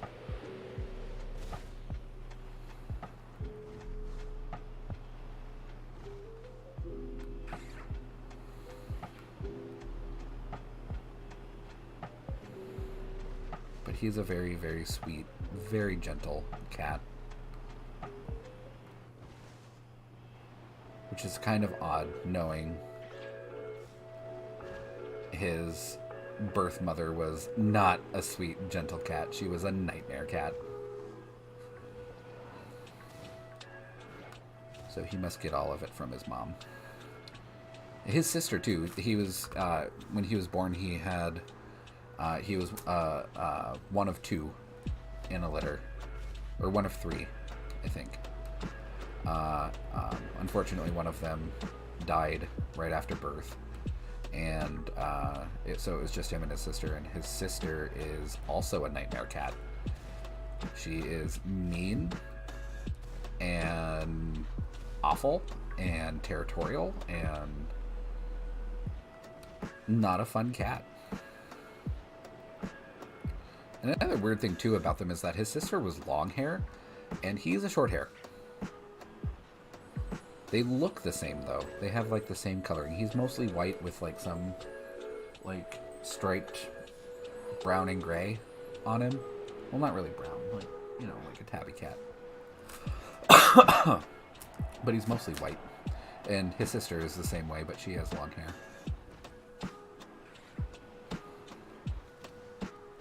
He was the good child. We made a good choice in keeping him.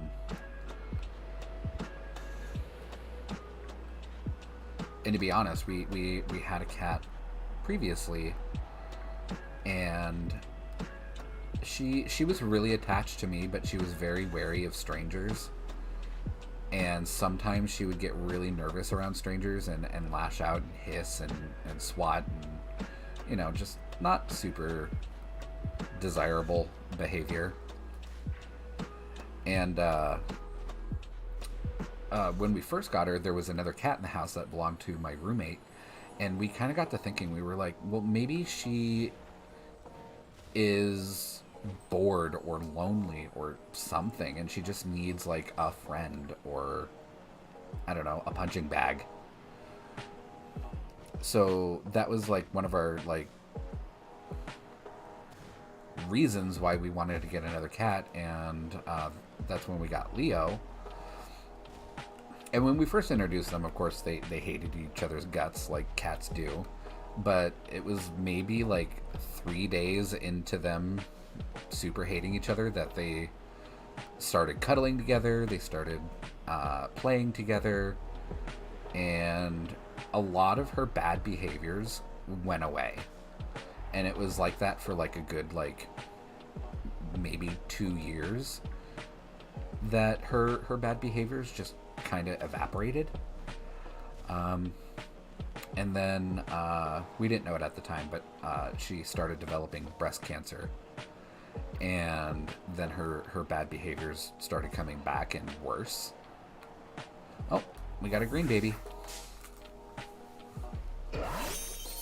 And so we took her to the vet, and lo and behold, she had developed breast cancer. And we tried everything we could that we could afford to improve her quality of life, but it was really obvious that she was in pain and couldn't really handle it, so we had to put her down. And Leo's been a single cat ever since, and I don't think he's very bothered by it. We did foster 2 cats for a little while. And again, at first, cats are cats. They hated each other's guts. And then after like 2-3 days, Leo was best friends with them. I'm going to go ahead and put him in a dusk ball. So I think he gets along just fine with other cats. And he's good and social, and he's just got a good nature to him. But I think he appreciates being a solo cat. Being an only child. Okay. I am going to go ahead and save. So we are committed to the sandwich now. Oh, cool. We got 22 minutes left. That's plenty of time to find more shinies on the sandwich.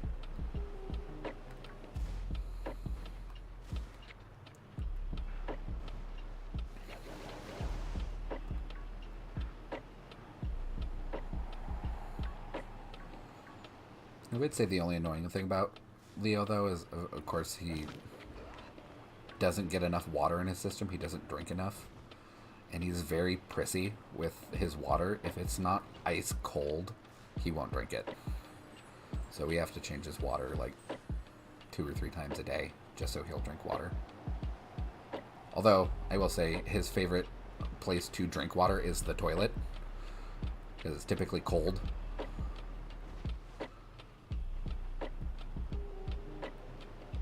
And Chuck has mentioned that he's worried that, you know, he might get sick from drinking out of the toilet. And I'm just like, he's a cat. They're built to eat, like, gross stuff. So I think he's going to be fine.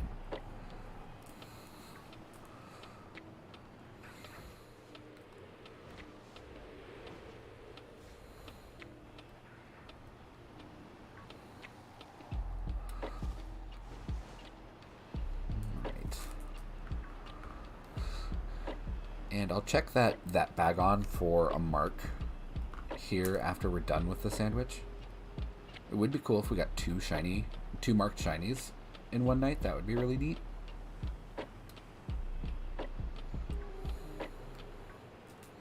I do happen to I don't have a whole lot of marked shinies, but I actually do have one that has the rarest mark, which I think the rarest is like 1 in 10,000, if I remember correctly.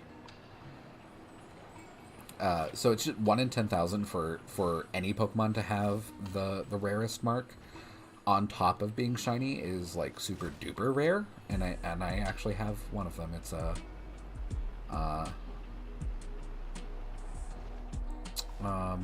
Fletchling that I found just randomly running around out in the fields of Paldea.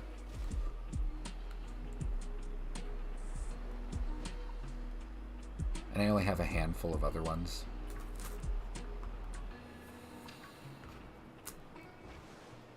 But that one's the rarest. Is it the rarest shiny I have? I'm not super sure. I think it is the rarest shiny I have. I do also have a shiny Authentic Sinistea, which is really hard to come by. I know people hunt that for months on end. And I got that one super duper easily. I just right place, right time, and it was the first shiny Sinistea I ran into, and I wasn't even hunting it. It just happened to be there.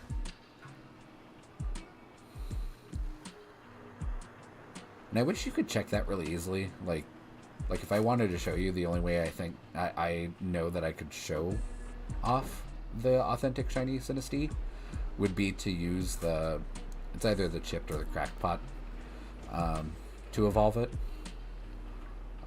But when you have it, you can't really like move your camera in a way that you can see the stamp underneath it. But when you encounter it in the wild, you can swing your camera around and look underneath it. And that's how I knew it was authentic. Oh, I saw that Tinkatink and I was like, what is that? For just a split moment.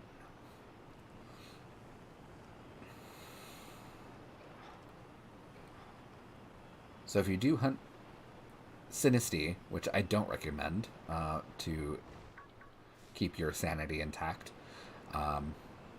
it's much easier to encounter it and try and look for the stamp that way, rather than hunting for it, catching it, and then checking it. Might as well just save the time.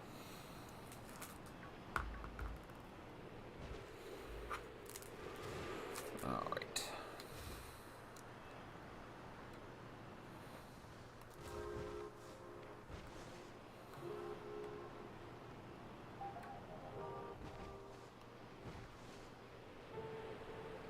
I'm really hoping that me rambling didn't cause me to miss the shiny Axew.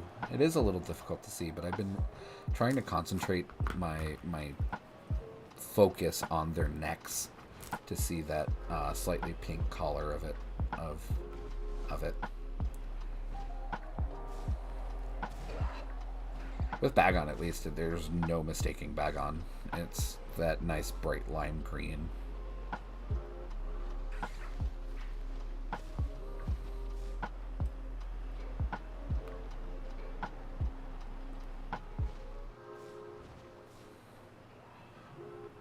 That if you happen to get your shiny spawn next to a bunch of normal ones, then of course you'd be able to pick it out much easier.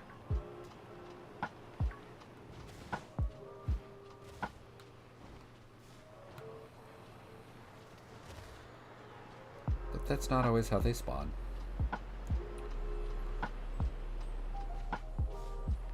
Yeah, like this one here, for a moment, just felt like it was slightly less green than the others. But looking at its collar was normal.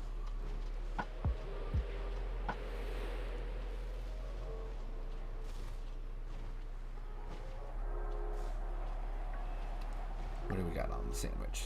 16 minutes, almost 17 minutes.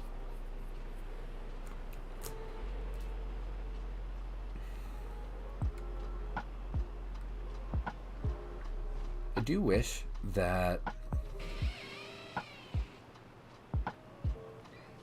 these, like that Luxray over there, the static spawns, I do wish that they could be shiny each time you spawn them in, not each time you first encounter them.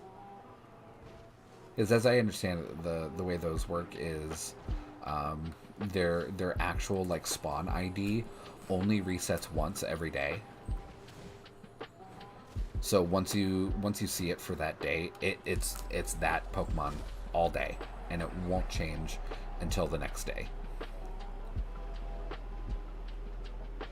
So like if you wanted to shiny hunt like Spiritomb, which only spawns in 2 or 3 spots, I think it's 3. You have to either time skip or just wait until the next day and check the 3 spawn points.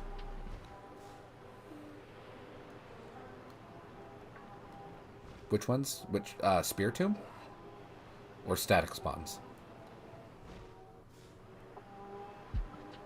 I'm not sure which one you're referring to when you say which ones.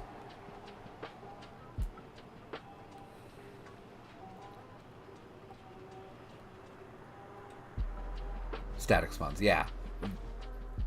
Why are they static? Just how they decided to code them in, I guess. I guess they kind of, in some way, kind of serve like a boss, sort of. They're not like the terrestrial Pokemon that are scattered throughout the region. Those, I guess, are more like boss spawns and tend to be a much higher level than most of the things around them. But like that Luxray over yonder, there isn't anything really special about it other than it's a Luxray where there's not normally any Luxray. And regardless of like if I have a sandwich on, it will always spawn there every day.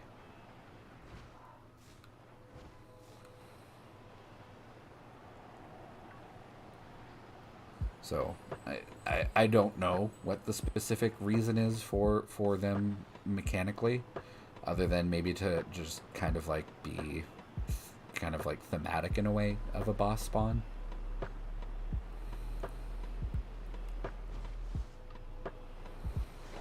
That would be my guess.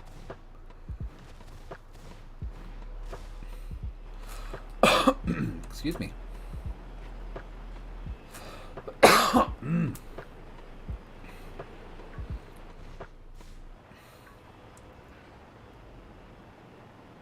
Because there are other areas in the game where Luxray spawns naturally, but it spawns like everything else where it's just random. So, but that one specifically is special.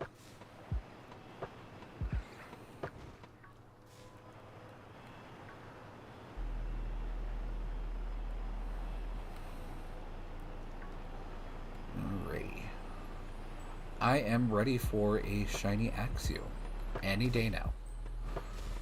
I can tell when Mop goes AFK because our luck dries up.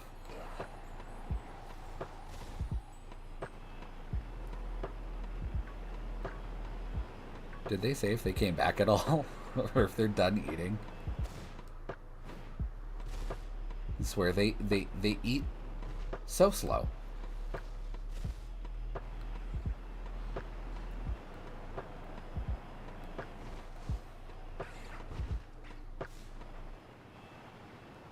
Wonder if it's a Canadian thing. Too cold to eat normally, or eat at a normal pace. Oh, okay. That's fine. If I'm not important enough, that's fine. I can live with that. I'm only gonna cry for like 5 minutes.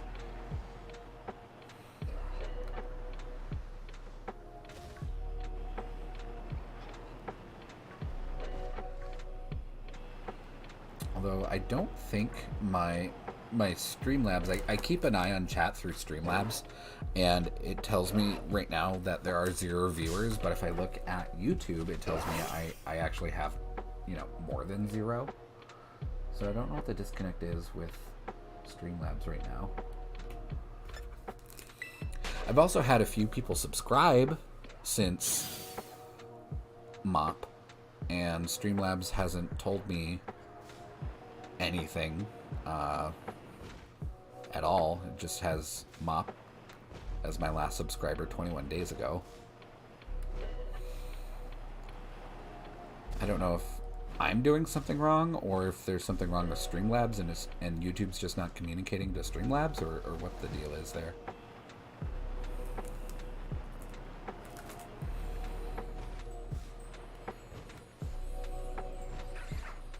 Yeah, I'm not sure what the disconnect is.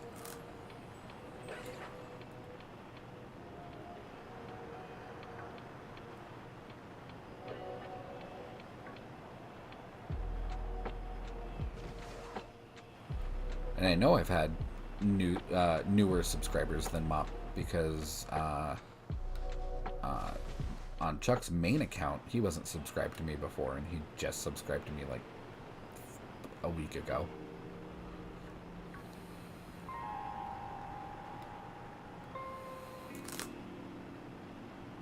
And he was just saying earlier tonight too that he was like, so what do I gotta do to get my name up there?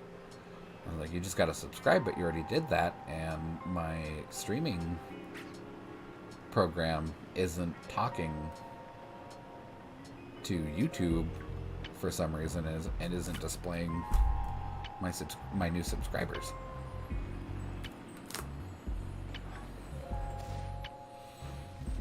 But when I started using this layout, I had a ton of issues with the layout. And if you look closely in this portion of the box, it doesn't quite line up with my camera.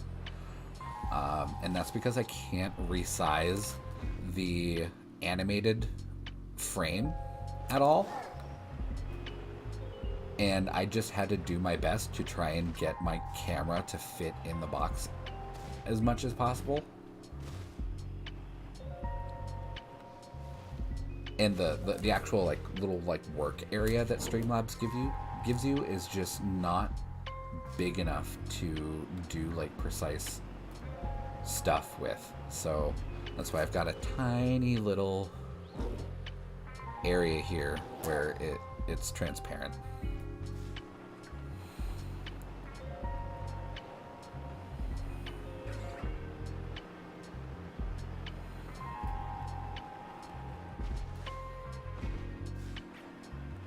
But I do really like this layout.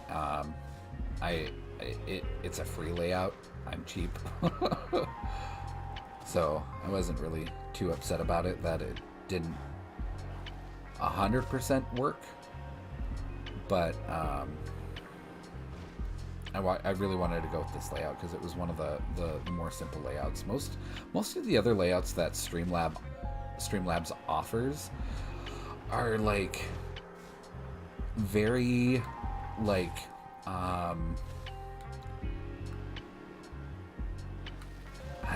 straight white dude streaming Call of Duty kind of layouts, and I'm just not into that.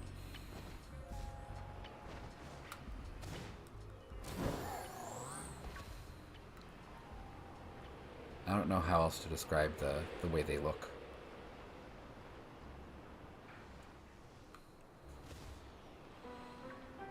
But Streamlabs did make everything, like setting up the stream, super duper easy. I just had to play around with a lot of their settings and the layouts. But this layout was like particularly buggy at first. I couldn't get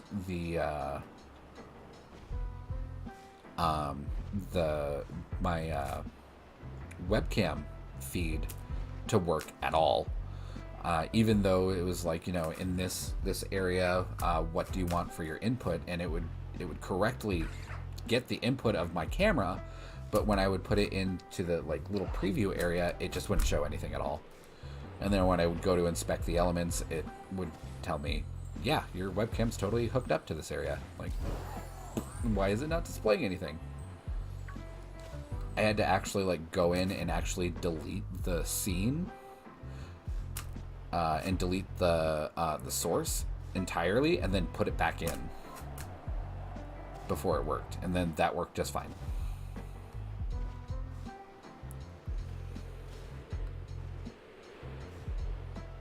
That would be funny. That would be really funny. Like do like a Tinder profile, but instead of like, you know, a Mahi Mahi, it's like, you know, a shiny Bruxish.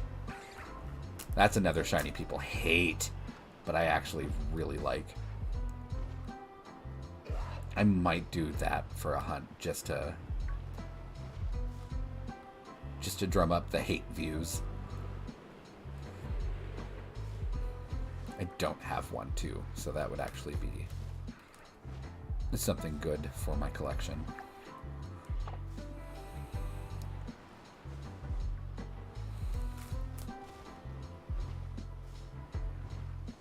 It do look like mozzarella pizza fish. And I'm okay with that. I'm at peace with it. I like ugly shinies. I don't like ugly shinies, but I like ugly shinies. And there's absolutely a difference between those two.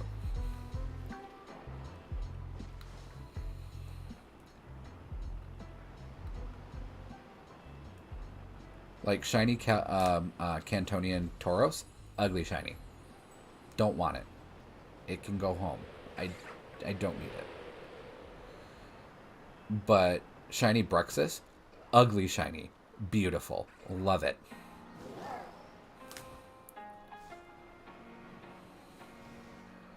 I like you because you're occasionally funny. And that's why I keep you around. Love you.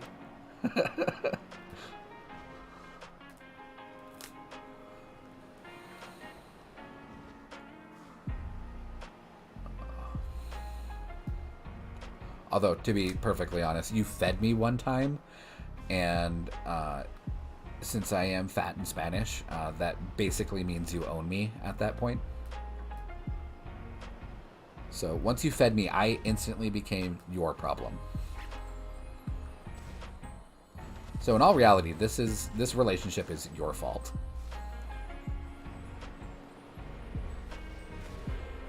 Are you a different color? No, you just kind of look a different color than this guy up here. These two look like they're different colors. Or am I just losing my mind? I'm probably losing my mind.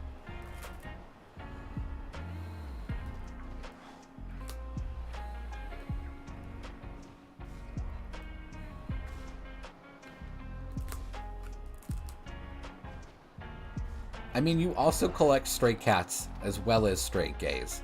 That you do both.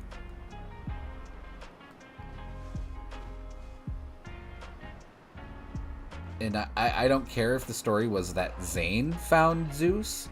You're the one who ultimately took him in. So you're still collecting the strays.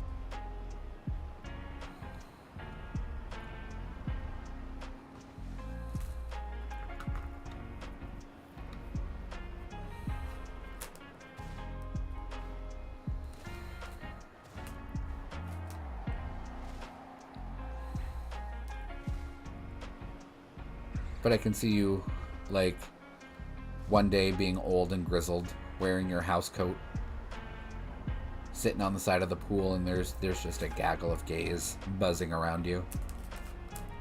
I could see that happening in your future.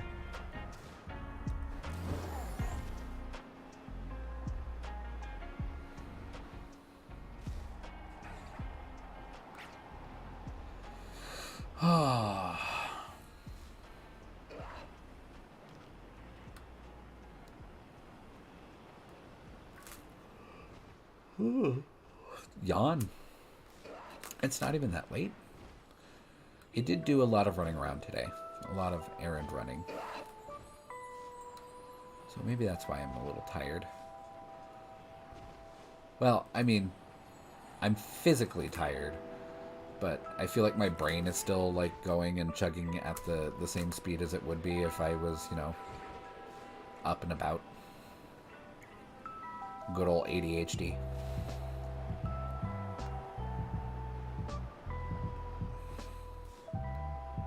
You finally got rid of that house coat? Oh man, we're gonna have to get you another one. That thing brought me so much joy. You have no idea.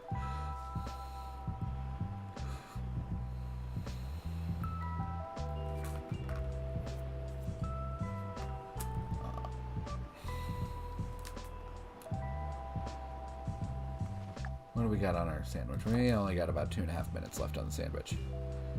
So I don't think we're gonna find our target of Axu, but we did find a different green baby, which is a-okay. No, I don't want to send you out. I do find that Bagon specifically, its green is a very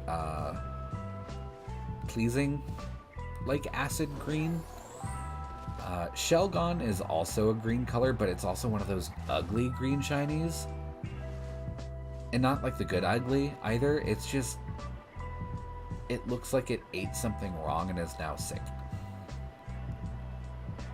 And then it evolves into Salamence, which shares Bagon's green motif thing going on and is like bright green. But it's also still got those red wings. Red wings. And it's very Christmassy, which is not my favorite.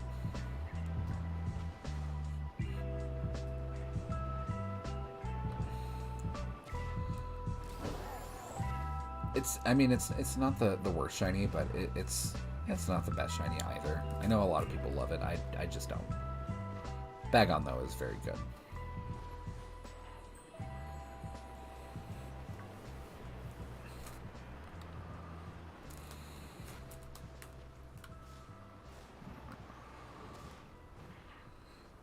And are we out of the sandwich yet? Oh no, we have a minute. One more minute.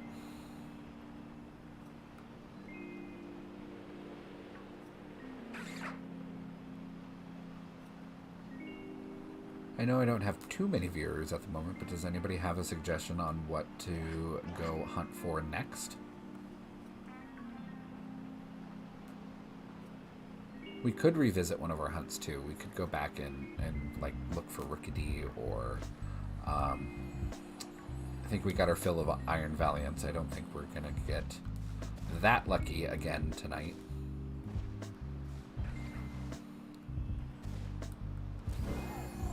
Combee.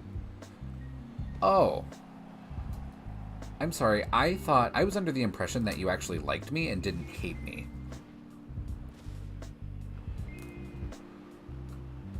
We could go look for Combee. It's just an awful area. It's the Olive Grove area is where it spawns. And it's terrible gender ratio. We're probably going to get a male Combee that can evolve. Okay, we're saying a Swablu, Flittle. So, okay, our sandwich is donezo. Alright, let's put down a save. Oh, yeah, let's check Bagon real quick for a mark. Yeah, I have one of those shiny. Don't ask me how I saw it. I was just wandering around the olive area and happened to just look down and notice that one of them had a black olive on its head.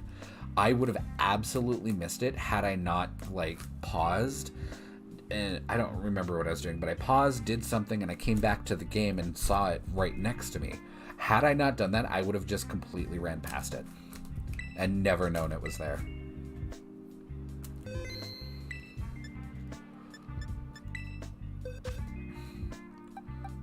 But I do like it shiny. I think its shiny is clever. Kind of expected, but clever anyway. And I really do. I really like Arboliva's design. I know a lot of people seem to think it's really forgettable, but I think Arboliva, its final evolution is really good looking. But yeah, that's him. Or her, rather. Just black olive instead of green.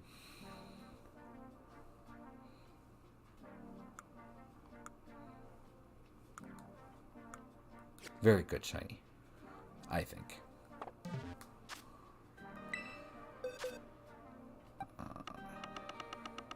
Put my box back on my PvE team here. What was Ceruledge doing here? I don't remember. I don't remember why I put him there. Put him back where he belongs in.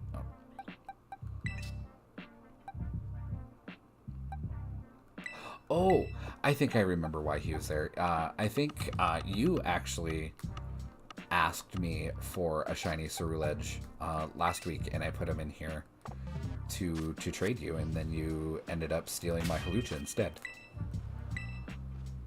Monster. Okay. Combee. Oops, I wanted to zoom out, not in.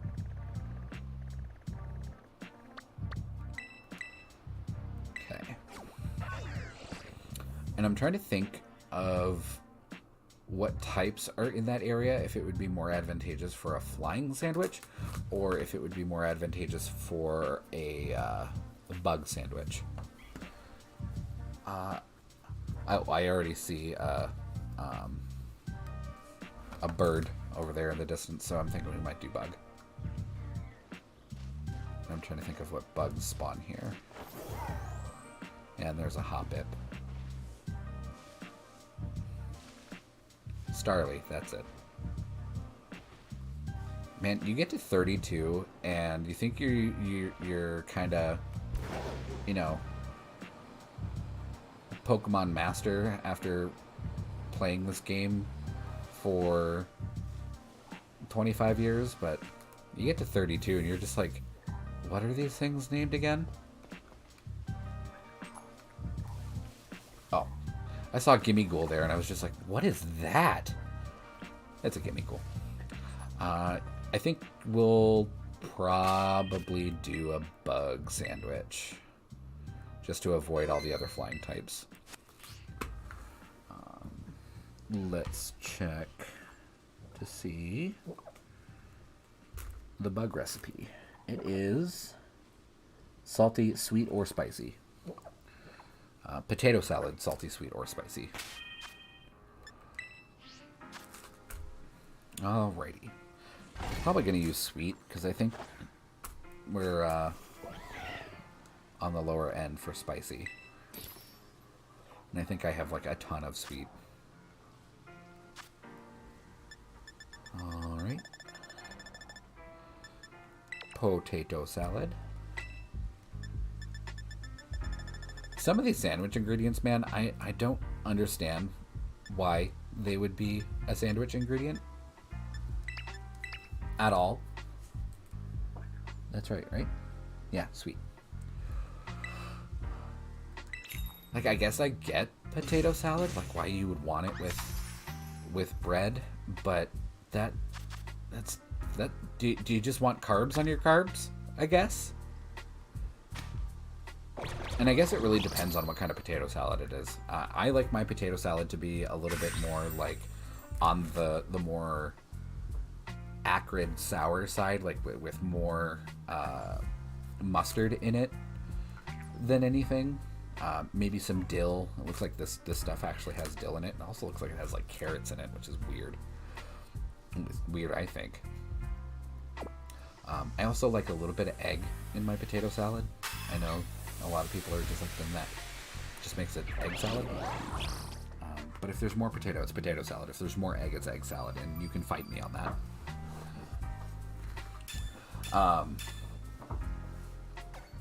But a lot of people make their potato salad sweet. And I can't stand that at all. And it's just such a weird sensation, like a weird mouth sensation that you get when you bite into sweet potato salad. And actually, I shouldn't even say it's weird. It's just unpleasant.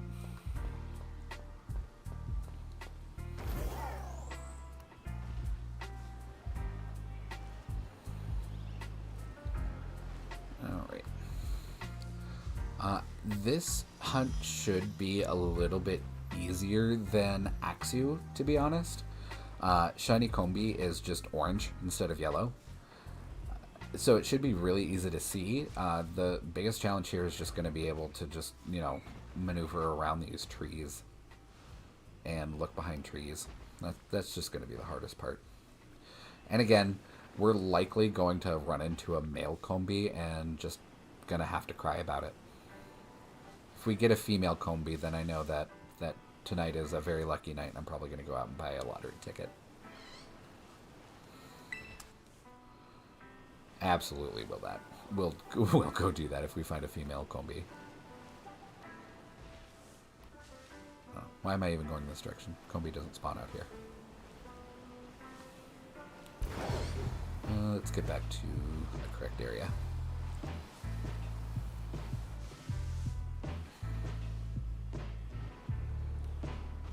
I am still kind of riding that Iron Valiant high though. I got 4 of them on one sandwich. And 2 of them in the same, basically the same encounter. That was pretty cool. Chuck was just telling me, it reminded him of the time that we went out and played Pokemon Go, and it was a community day, and we went to a park nearby, good spot where we could park the car and kind of just sit and chill for a minute while we checked spawns and looked for shinies. And like, it's not super uncommon on community days to check a spawn, it's shiny, check the next spawn and it's also shiny. Like, that's not super uncommon, but it's it's not terribly common at the same time. And we sat at this park and I checked a spawn, shiny, checked another spawn, shiny, checked another spawn, a third shiny. Checked another spawn, a 4th shiny. And it was just kind of crazy that I got 4 like right in a row. Like that. And it was Abra, so I mean it wasn't like, a spectacular shiny to find, but it was just, still gives you that hit of endorphins to just find, a rare Pokemon. And it was actually kind of funny, too. When Shiny Abra first came out, it was actually a mistake in Pokemon Go.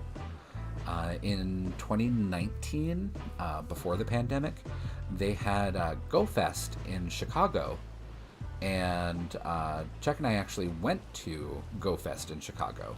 But we could only really afford to go on the first day. And from how previous Go Fests have gone, most people will say like go the second or third day because it's usually like 4 days over the weekend, starting on Thursday typically. Might be different now that the pandemic is kind of winding down and Niantic seems to be getting back to kind of like business as usual. But anyway, most people are like go the second or third day, like go on the Friday or the Saturday day. But we really couldn't afford it as far as like time goes. So we went on Thursday. And the way they set it up was that it was in a famous park in Chicago, like right on the lake. I don't remember the park's name. I mean, if you Google Chicago Park, it'll probably be the first result. But anyway, we went to this park and it was like kind of broken up into like 4 different areas. And where we had parked and entered the park was like the north half of the park. So we kind of stuck around there for whatever reason. We just didn't venture too far south on our own. and I kind of wish we had, because while you're in GoFest, the shiny odds are boosted. They're not like community day boosted, but they are boosted a little bit. And apparently they had made a mistake on the spawns and the available shinies, and they accidentally released shiny Abra during the first day of GoFest for like the first half of the day, and people were getting them left and right before Niantic caught wind of it and fixed it. But some people had this unreleased shiny for a few months before they had the community day for it. And there were actually people that were butthurt that they had a community day for an unreleased shiny, making their shiny Abra that they got that Thursday in Chicago like less valuable or whatever. Like, no, you still have the date stamp on that Abra showing that you got it shiny before it was even released, so you still have a rare shiny. So I don't understand how that devalues yours at all. But yeah, I kind of wish we had wandered south, because that's where the Abras were spawning, was on the south end of the park. It did come out of that though with quite a few shinies, and it was I remember the last few minutes of the event of the day was winding down, and I was just like furiously checking spawns to try and find like a last minute shiny. Funnily enough, that at that point in time, Chuck didn't have a shiny Magikarp in Pokemon Go, and I think I had like 2 or 3. And I was like, yeah, okay, I'll trade you one, because we had extra special trades that day. I think we could do 5 instead of the normal 1 at the time. And so I traded him one of my shiny Magikarps, and it turned out lucky, weird enough. And at the end of the day, the event ended. We started wandering back to our car, and the event had actually been officially over. So none of the spawns were there anymore, and everything had gone back to normal spawns for that park. And Chuck just randomly checked a wild Magikarp. Sure enough, shiny. Full odds. It's like, I just gave you one, and then you find one. Jerk. But that's okay. The one that I gave him turned out lucky, so he the one I gave him was still better.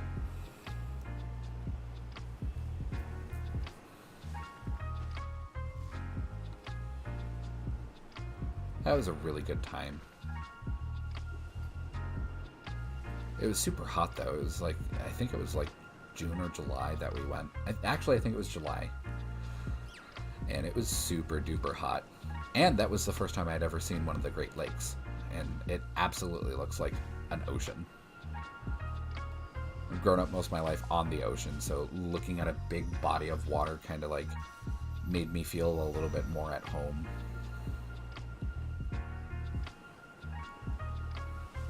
Doesn't have that ocean smell though.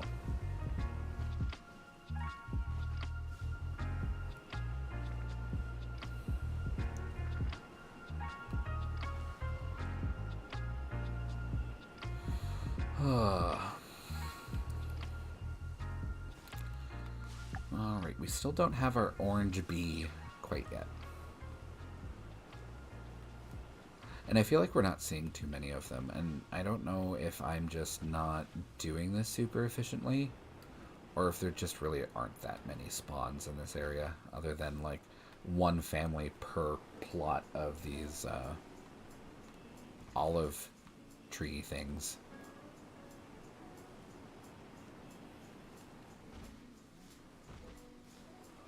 Nope, we already ate the sandwich, so we are committed to finding this orange bee.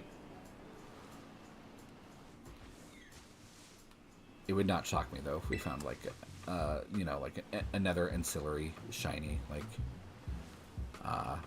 Rufflet from the other night from last week.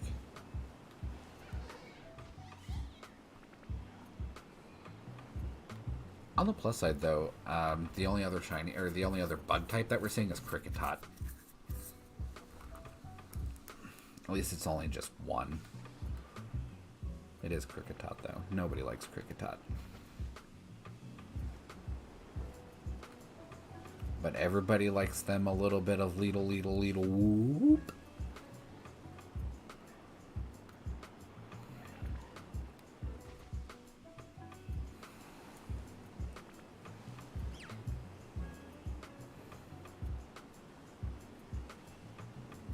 But truly and honestly, I'm a-okay looking for a shiny Combee. I don't have one. So it would be a good addition to the collection. But I will be cursed with a male Combee. I know it.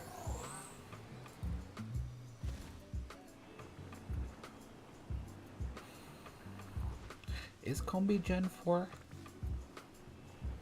Yeah, it is, because its main mechanic was the honey trees back in Gen 4.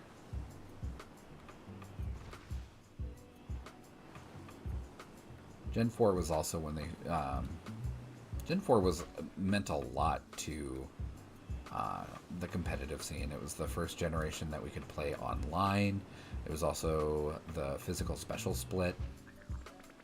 And at the time, I really didn't understand the physical special split. It didn't really occur to me. And even prior to that, it didn't really occur to me. I always thought, you know, physical moves were based on context rather than type. So I remember as a kid growing up and thinking that ghosts were completely immune to all physical stuff. So, like, elemental punches, of course, fighting moves, all the fighting moves, and, like, physical damage. I thought they were just immune to all of that. And it wasn't until, like, I think, like, Gen 5 where I realized, oh, it's not physical, it's just normal in Ghost.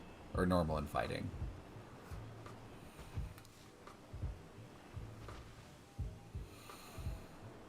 I kind of feel like sending out a male shiny Combee in Surprise Trade is just a BM. I feel like that's a BM.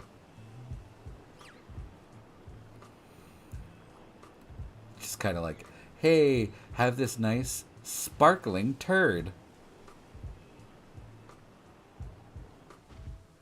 Protect makes you completely immune to all damage for that turn, except for two moves, the signature move of Urshifu and Feint. So if you protect and somebody uses Feint, it'll still go through the protect. Whereas Light Screen will increase your special, or reduce your special damage for 5 turns. It doesn't increase your special defense, it just reduces your special damage taken.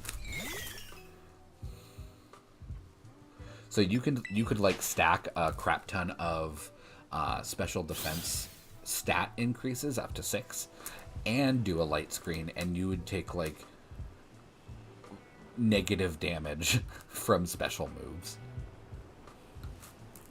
And the counterpart to light screen is called reflect.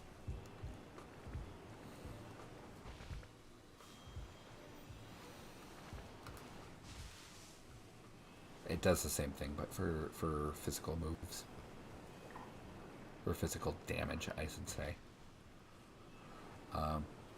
Interesting question, though, that I just kind of thought of in my head are the moves that, like Psyshock and Psystrike, those moves use your special attack modifier, but the enemy's defense modifier when it calculates the damage.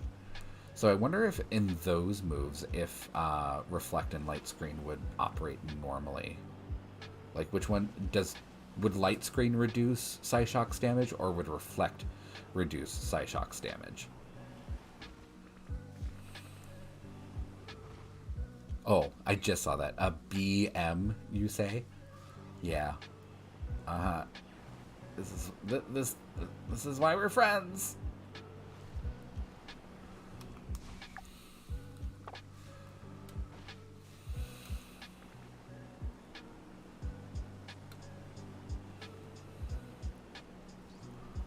But that is a good question, though. What's the difference between Light Screen and Protect? There's another move that works just like Protect called Detect. It works identically to Protect.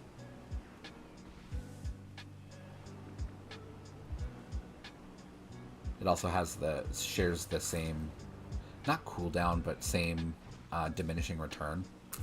Where if you use Protect, your next immediate Protect has a 50% chance of not working. Detect is the same way, and they share that diminishing return. So if you use Protect, and then your next Protect or Detect has a 50% chance of just not working.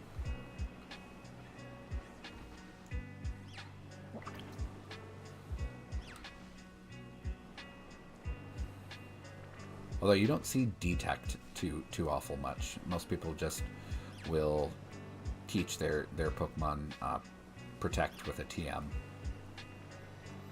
And Detect, I don't think Detect has ever had a TM, and I think only fighting type Pokemon ever learn it. So you don't see it too often. At best, Detect just saves you a TM if someone learns it naturally.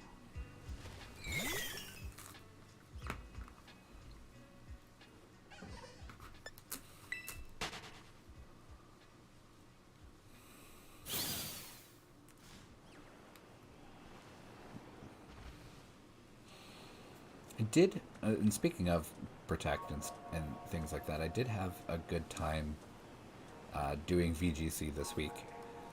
Last night, I towards the end there, I was getting a little bit salty, just because I wasn't really understanding why I wasn't really doing very well suddenly, and I still kind of don't understand why I was suddenly not doing super hot. But I did rewatch. I rewatched the entire stream, and just trying to see with a fresh pair of eyes what I did wrong. And the conclusion that I really came to is that I don't really capitalize on when my opponent makes mistakes. I tend to stay too focused in what I'm doing or what I plan on doing.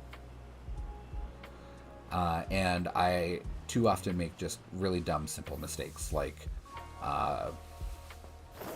trying to use Taunt while Psychic Terrain is down. Or something like that. I still don't understand why I couldn't taunt that Meowscarada, though. Because it was... Wait. Maybe that's why, because it is Dark type. Maybe that's why I couldn't taunt it. But I swear it was Grass type. It had shifted its type with Protean by the time I taunted it. I thought, anyway. I might have to go back and re-watch that portion.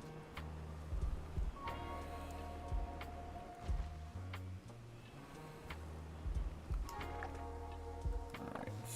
Almost exactly 15 minutes left on this sandwich.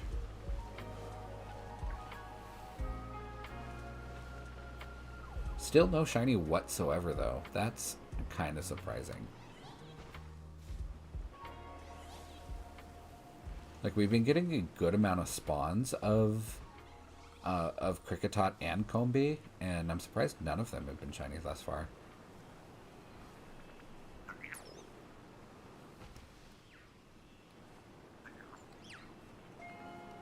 Oh, I spoke too soon.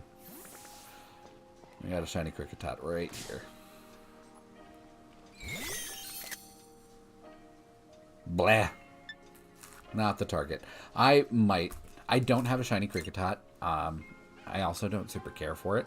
So I don't think I'm going to save here. So we might overwrite this shiny Cricket if we don't find shiny Combee. I'm probably going to reset to save the Herba Mystica. But for kicks and giggles, let's just check to see if it's marked. No. Don't want to move it. I want to check it. No, it doesn't. Okay.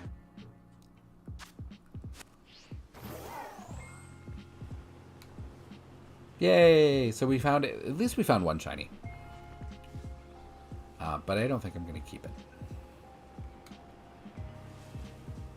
Not going to keep it if I don't have to, I should say.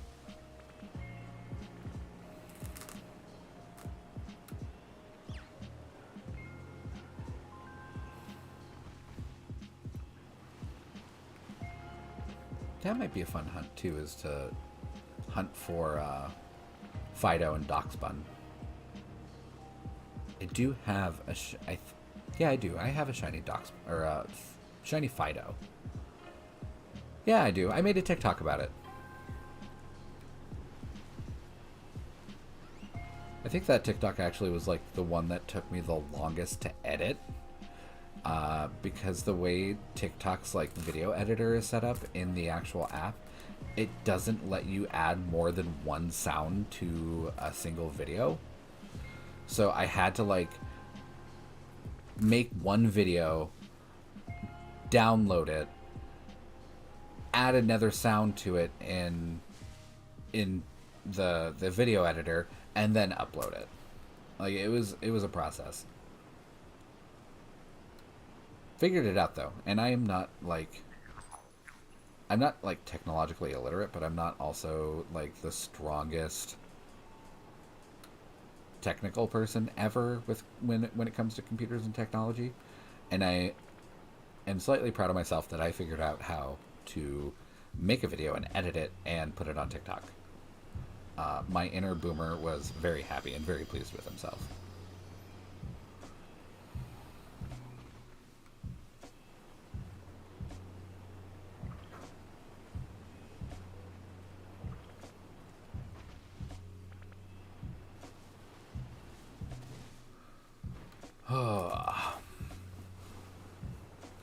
Ooh. Boy, my back is actually kind of hurting. Wasn't really noticing it until I moved just right.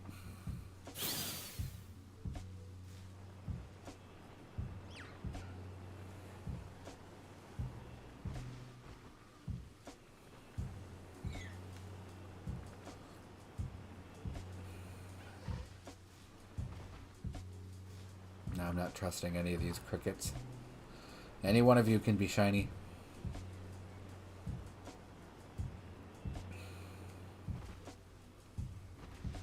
Not 100% sure how I saw that other shiny underneath the tree in a shadow. I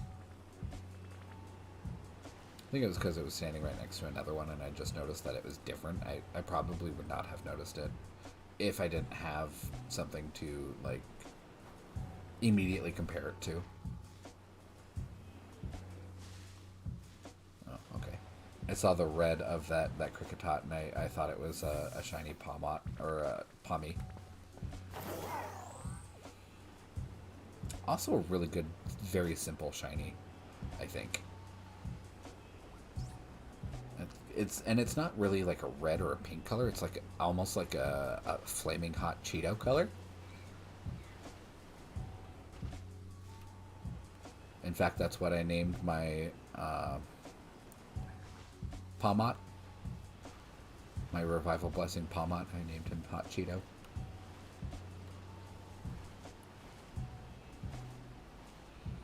Not a big fan of their design, though. Like, they're cute. And I know they're going to sell plushies like crazy. But not a huge fan of the design. I just thought it was, like, too generic looking.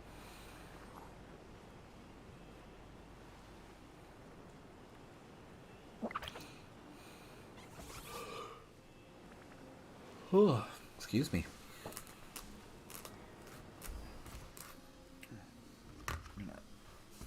Just a few things here.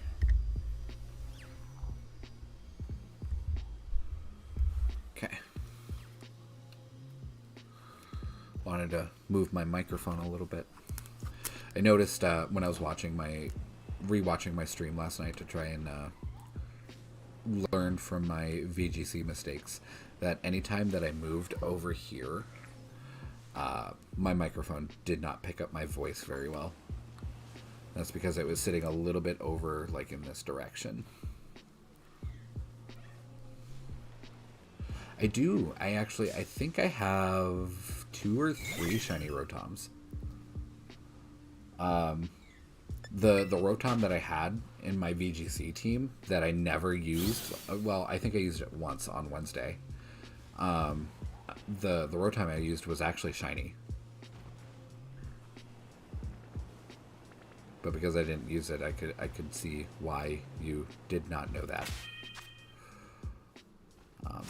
I'll wait until the end of the sandwich to show it. I got 9 minutes.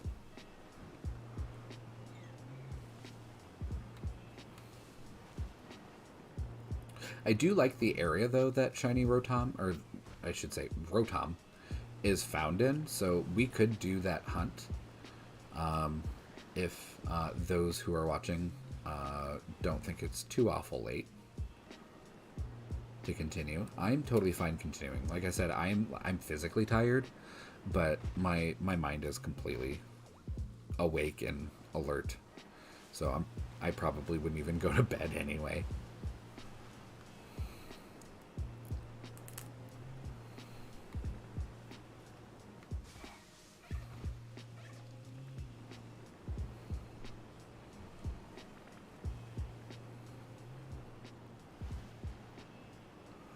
Oh.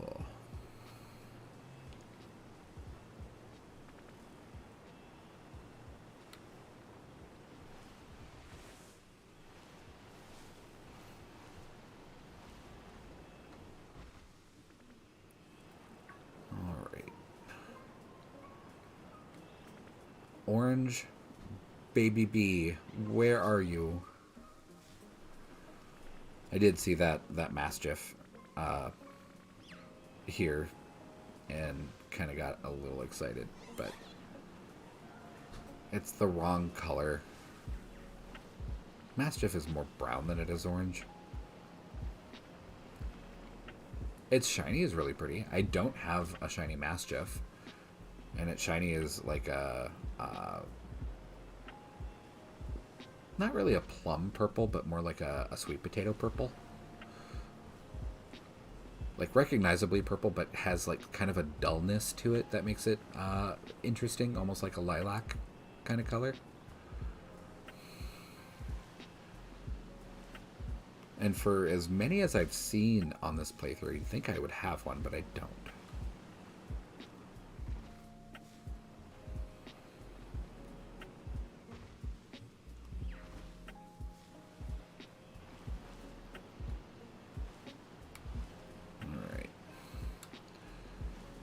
Cricketots, man.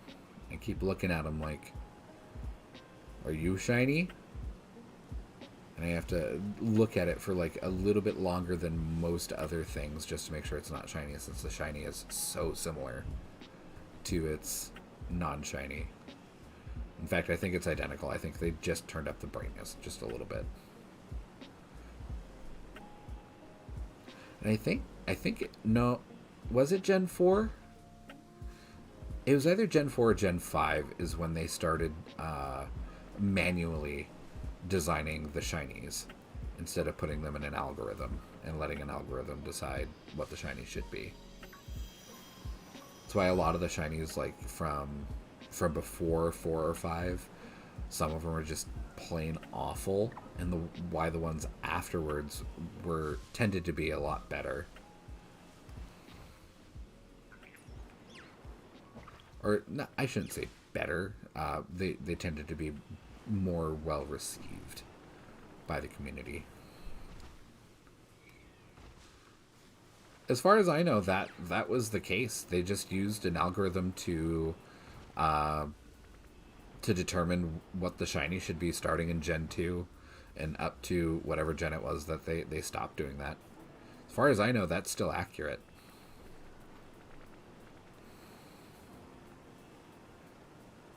Which on some Pokemon you could absolutely see that they use some sort of like automated program that just looked at its base color and then made the decision what to color it afterwards. So like all of Pidgey's lines, Pidgey, Pidgeotto, and Pidgeot, uh, all share the same color scheme normally, and their shinies are also completely identical, like the same shinies.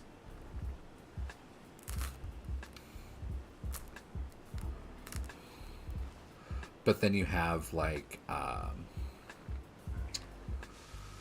I'm trying to think of one that where the regular Pokemon have similar shiny themes or motifs, and the shiny is like wildly different. I'm trying to think of one.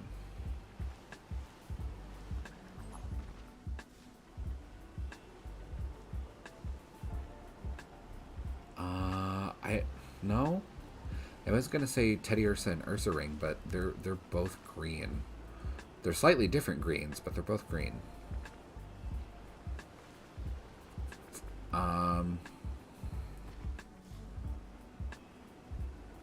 I guess like Tyrogue and Hitmonlee, Hitmonchan, and Hitmontop. Those are all wildly different, even though they somewhat share the same color scheme on their normal sprites, but their shinies are just like vastly different. Well, not so much for Tyrogue and Hitmonchan. Those are very similar.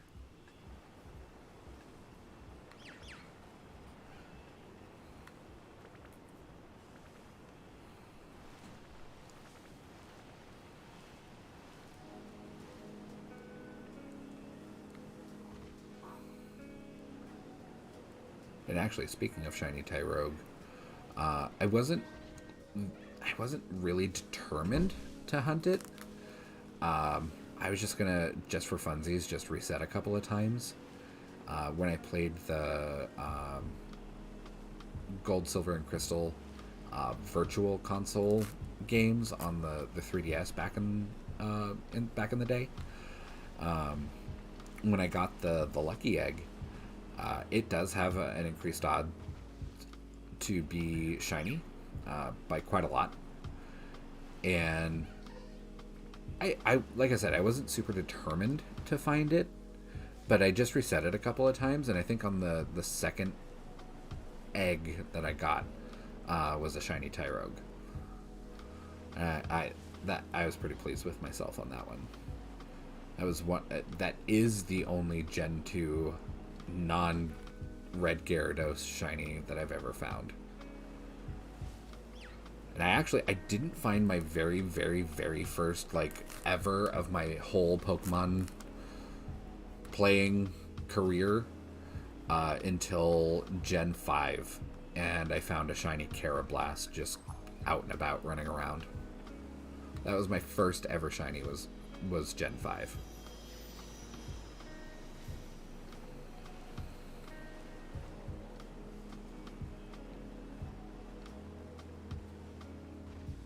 And I wish I still had that Carablast, but unfortunately,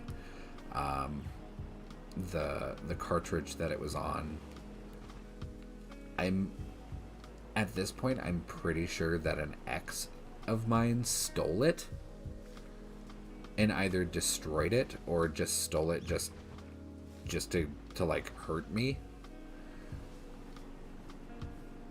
And so just because of that, out of spite, I don't want to be like upset or hurt about it, but at the same time it's just like, you killed my first shiny, you bastard. So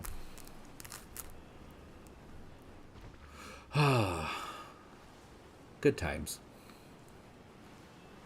I lost a lot more than just that shiny though on that cartridge. I had Pokemon there that I had been that you know that I had been friends with for years. So it was kind of upsetting.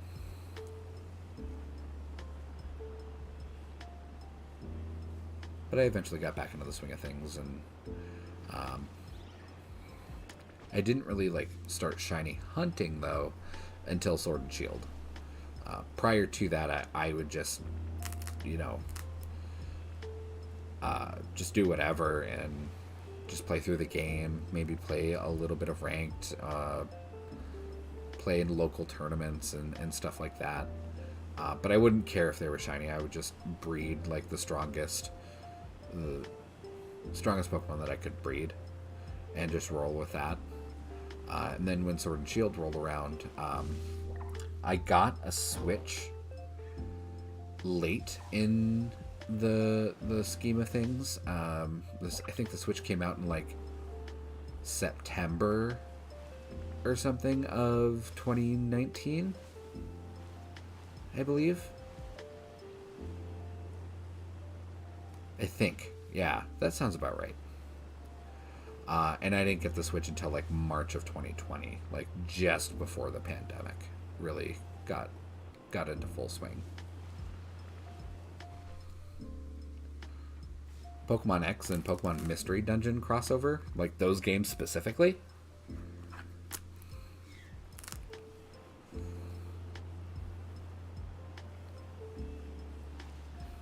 Do you just want to play with Aromatisse in a Pokemon Mystery Dungeon setting? Because that's what I'm hearing when you say you want to play Pokemon X in Mystery Dungeon crossover. I've actually never played any of like the well, that's not true. I have played some spin-off games, but like the Mystery Dungeon games I never really got into. And it's not that I like avoided them. I just never got into them. They just never appealed to me in like I gotta play this game kind of way. But I wouldn't mind playing them. I wouldn't mind going and picking them up and playing them. That's what I hear. The story is very good.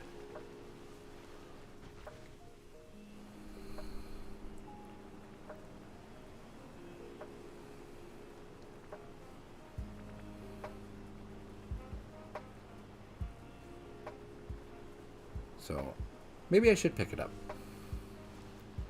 I could probably run down to Rock 30 and see what they've got for old used copies and pay the ridiculous price they probably want for those games. You had dried ginger flakes tonight. That sounds absolutely awful. Okay. We are gonna murder the baby Kricketot.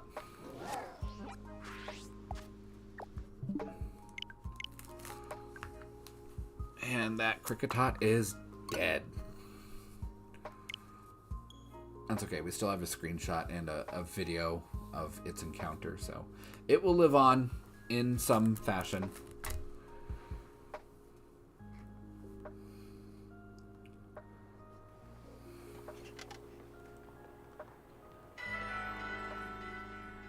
I might have kept it if it were literally any other Pokemon. I just don't like Kricketot.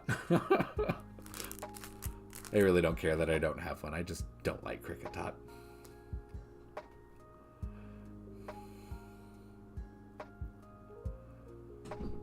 Alright. I know I just started the game from this save position, but I'm going to go ahead and put a save down. I'm going to take another quick little break and get some water, and I will be right back.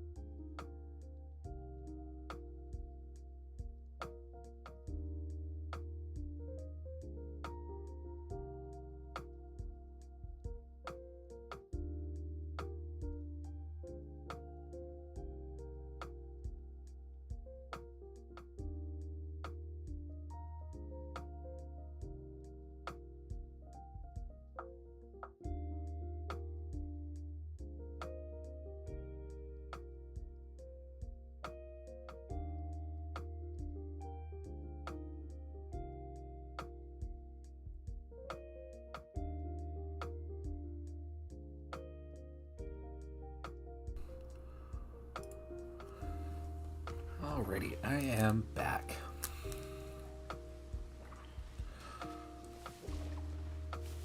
Alright.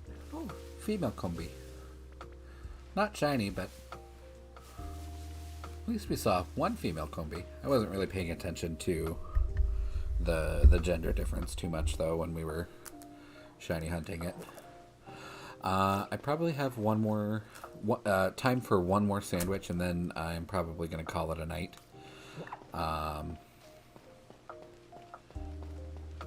Why are you... Oh, okay.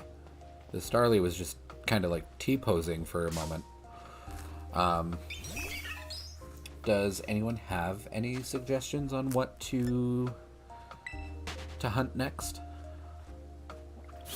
I'm thinking about revisiting our bird friend, Rookidee. But I think if we already did that, it'd probably be more productive to move on to something else, because we'd probably just end up with another green turnip. We could go and look for Rotom.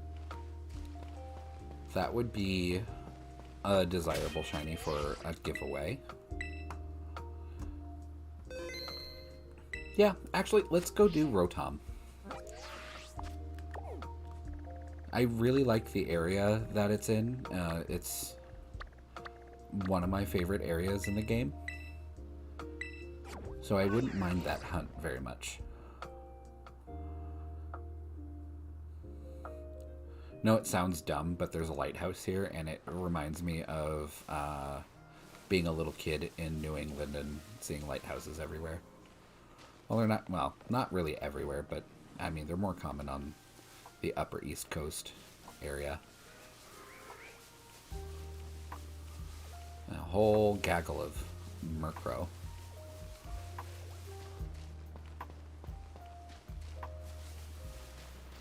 Okay, I think this area is flat enough that I can put down a picnic. Gonna go ahead and save, and I think we're safe to do Ghost.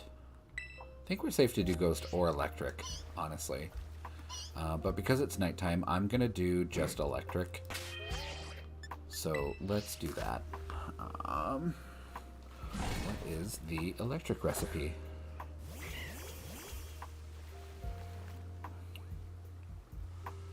It is salty and spicy. Okay. Yellow pepper, salty and spicy. Not a big fan of that, just because we are running low on spicy. Also, the recipe list that I'm looking at is the super simplified recipe list that requires at least one salty, so we're always going to use a salty. So salty and spicy, and yellow pepper. Yellow pepper, salty, and spicy.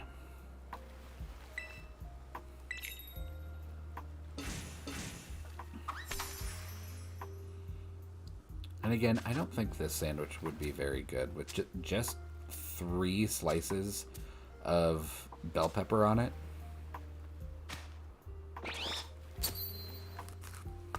Like, the filling to bread ratio would just be not appetizing.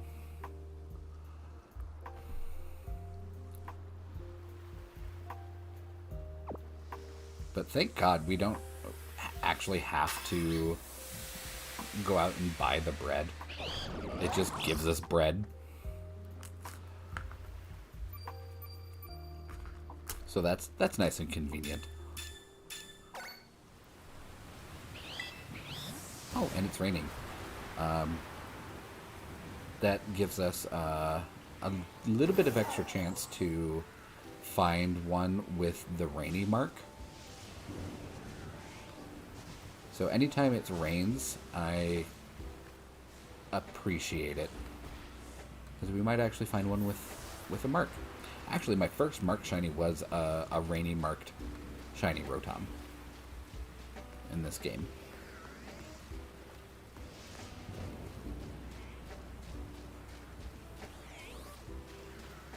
I guess, yeah, that makes sense that you could just get the bread from Fido or Darkspawn. But I would also think that like the bread from Fido or Darkspawn would be like more like pastry bread rather than like baguette bread.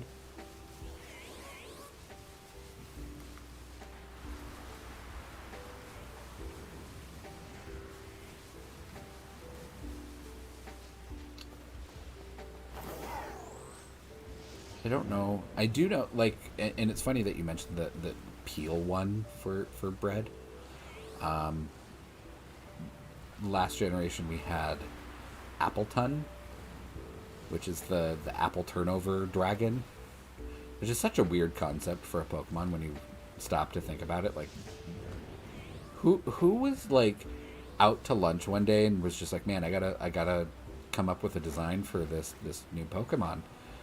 Uh, Apple turnover dragon. Like, it's just such a weird combination.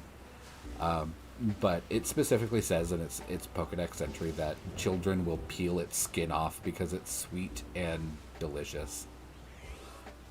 Like, that's not good. Please don't peel Pokemon.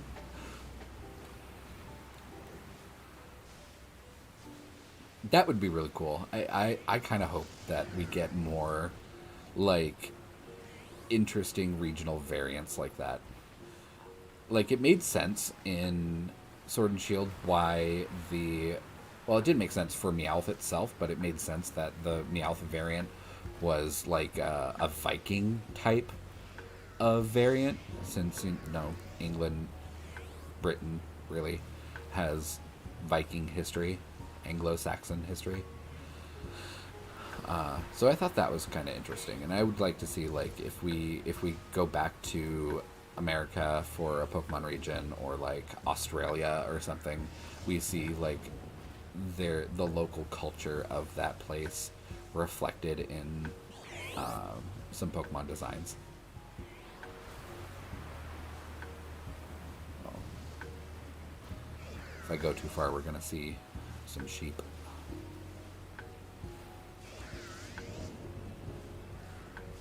And I think like an Australia region is really popular. Oh man, we lost the rain. Is really popular among like more creative Pokemon fans that like do art and create fan-made games. Just because Australia has such a unique culture and unique geography that an Australia region wouldn't be hard to convert to a Pokemon region. I do see less commonly people doing like Canada, and I just feel like there's not a lot to do with Canada other than it's cold and there's some mountains out west. I don't know. Maybe I'm a little pessimistic on Canada.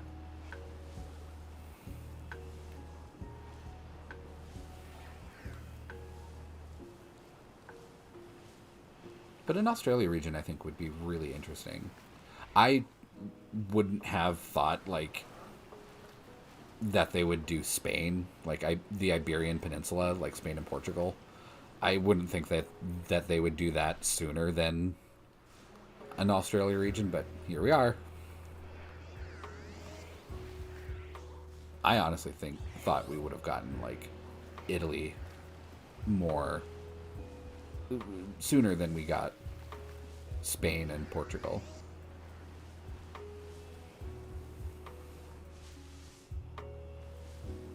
Or even like the American West.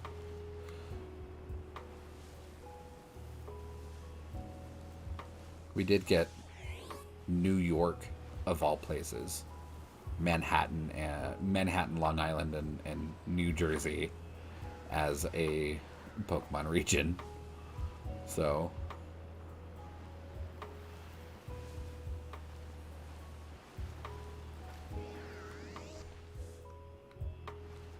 did like Gen 5. Gen 5 was a good... It was a good one.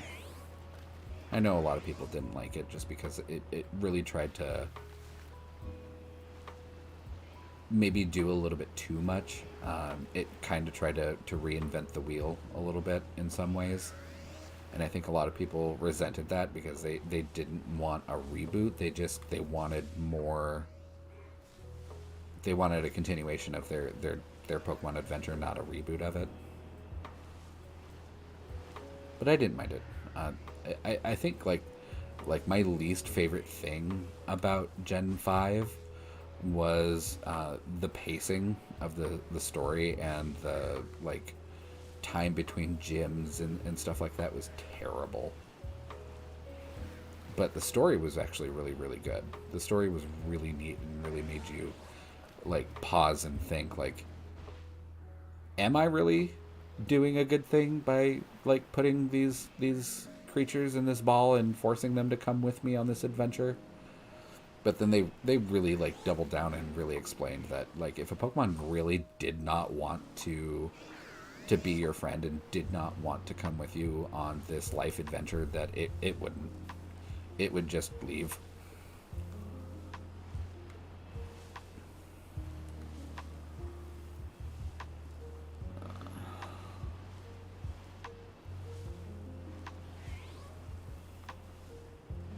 Which I thought was really nice. I thought that was a really good way to look at it.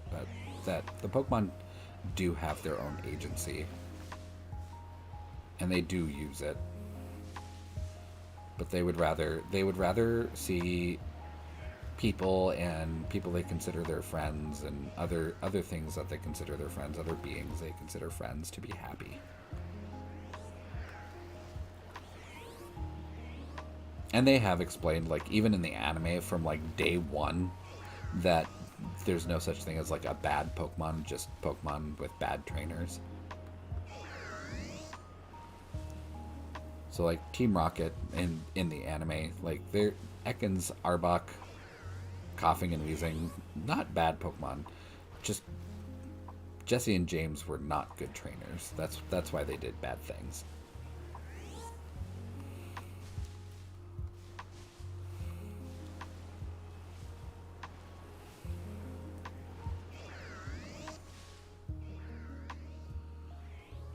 Why did Team Rocket try to kidnap Pokemon? I think the main idea of them just being like villains is they wanted to sell Pokemon. Like, that was a big point in Gen 2 in the video games, is that Team Rocket took over the Slowpoke well so that they could sell their tails. But I think the main idea for like Jesse and James specifically is that they want to be able to... I think the end goal is to sell Pokemon, but I think specifically Jesse and James wanted to just get powerful Pokemon to impress Giovanni. That's why they're like stupid obsessed with Ash's Pikachu, because for whatever reason they see Ash's Pikachu as like being this unstoppable thing, even though Pikachu gets its butt kicked like constantly in the anime. And at one point I remember Jesse and James finding a Ditto, and then finding a book that had a picture of a Dratini in it, and they're just like, hey, Ditto, can you like transform into this Dratini? And Ditto, just being sweet and dumb, just was like, transform into the book? Okay. And they just ended up with a Ditto book.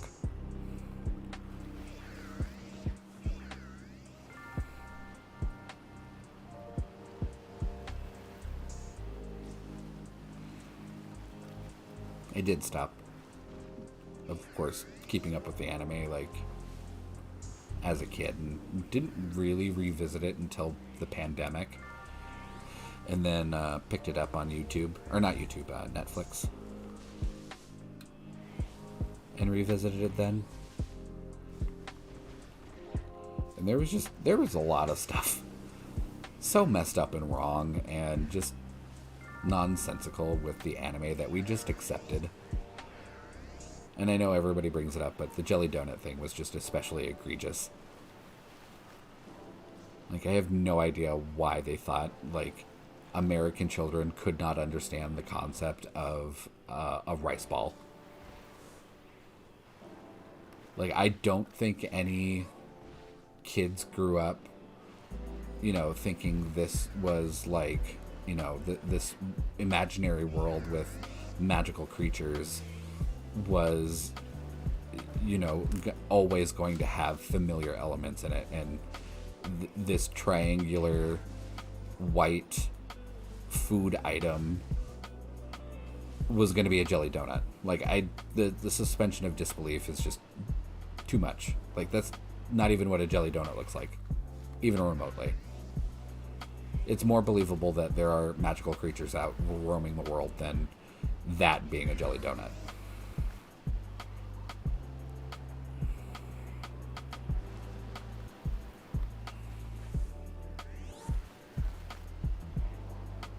And boy tell you, boy howdy, let me tell you,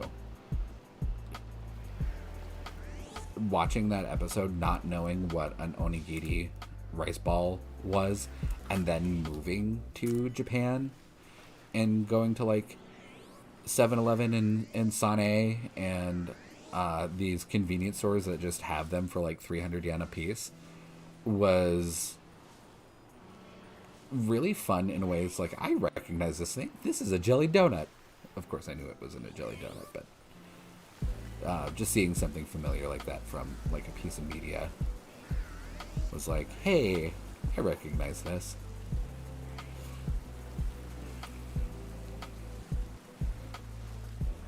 And as a kid too, almost any time I had extra pocket money and would go to like 7-Eleven or Sane or something like that, I would always pick up an onigiri and have that as a snack.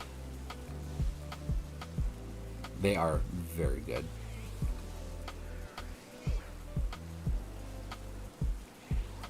My favorite was the spicy tuna as a kid.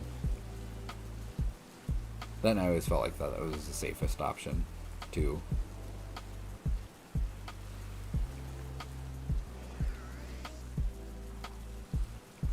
And when I was that age too, I really didn't like kimchi, and it seemed like kimchi was like in everything back then.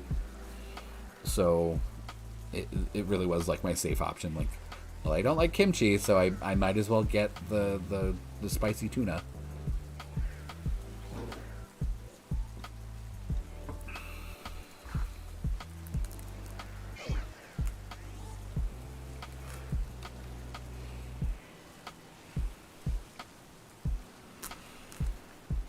And I have tried making those myself, and there are like kits you can buy that will let you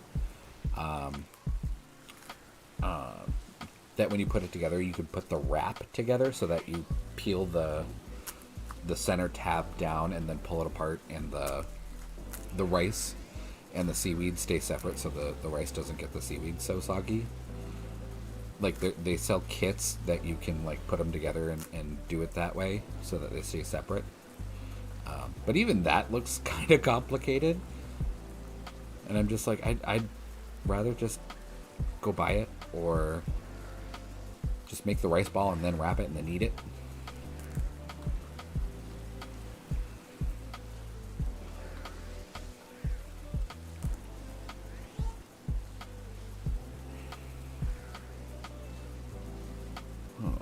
I'm surprised we haven't seen a shiny yet, just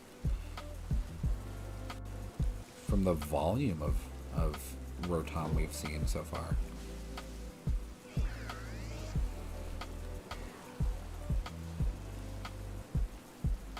And it should be really easy to see too. The little like electric aura around it is red and not blue. So even from a distance, it should be very easy to spot.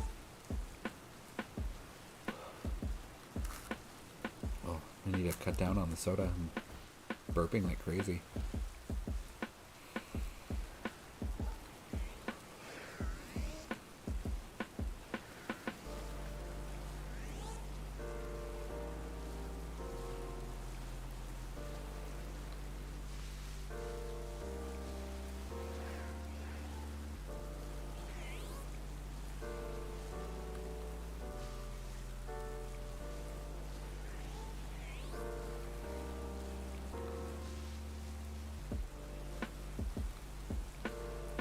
I'm kind of glad too that Pokemon, the Pokemon Company, like picks uh, picks regions to base their games on, like their mainline games, um, with just very specific and very different cultures to their kind of their mainstay in Japan.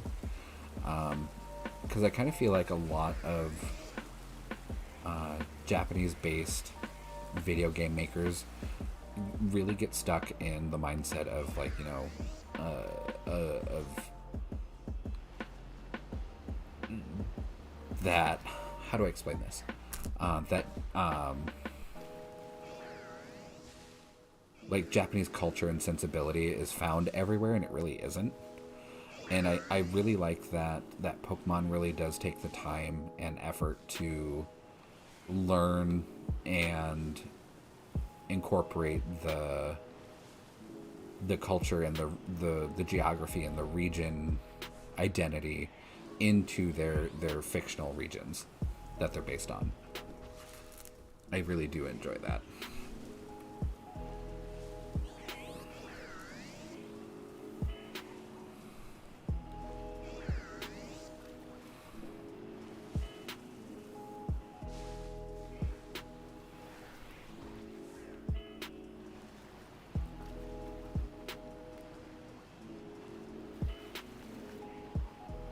Like even before this game, I did have like an interest to like visit and spend time in Spain. And since this game, I like really want to go visit Spain and just kind of be a tourist.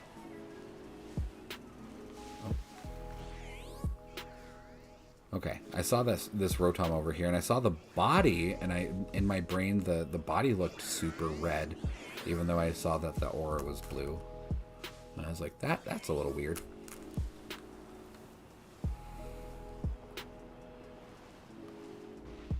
But then again, I would kind of be okay with visiting anywhere in Europe, I think. Especially around the Mediterranean, where it stays nice and warm, and you have the ocean, the Mediterranean Sea.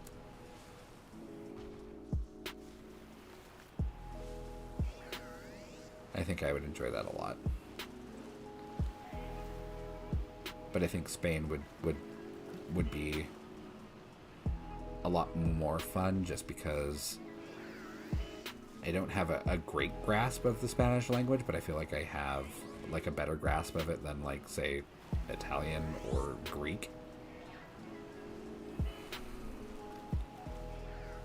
Definitely more than French.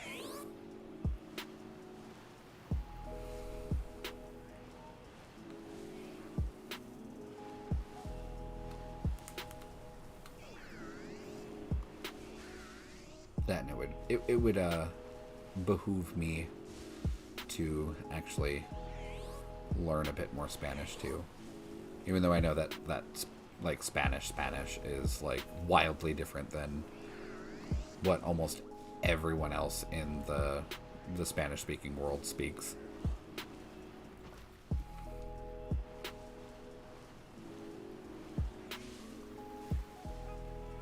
I've seen a couple of TikToks of Spanish people just talking, just doing whatever, just making their own TikToks, and then, like, you know, South American, Mesoamerican, and like Mexican Spanish speakers just ripping into them, just like, why are you people like this?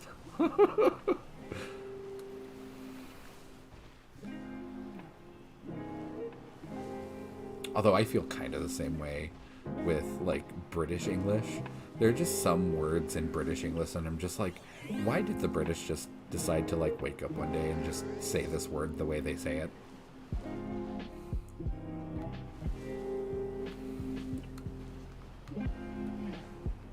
Just some of the things that how, like, and I'm not even getting into, like, how the Brits spell their words.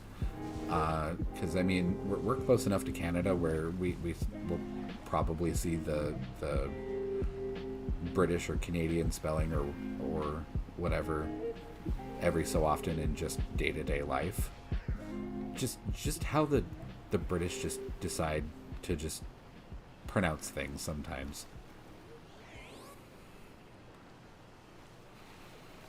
And the word I'm really thinking of is controversy. The way they say it is just, it doesn't hit the ear right at all.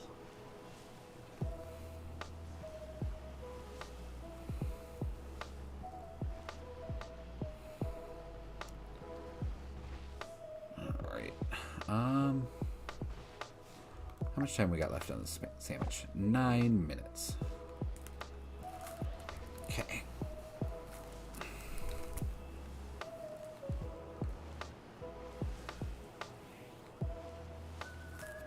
I think we kind of burned up a lot of our luck early in the night with that 4-for-1 Iron Valiant sandwich. That was crazy. Very appreciative of being able to have captured that on stream.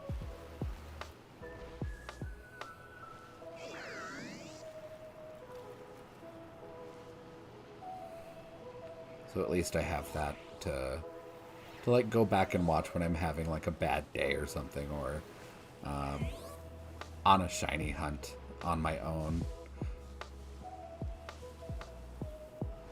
Far in the future, and I can just remember that one time, that one Saturday night in March, I found 4 shinies on one sandwich.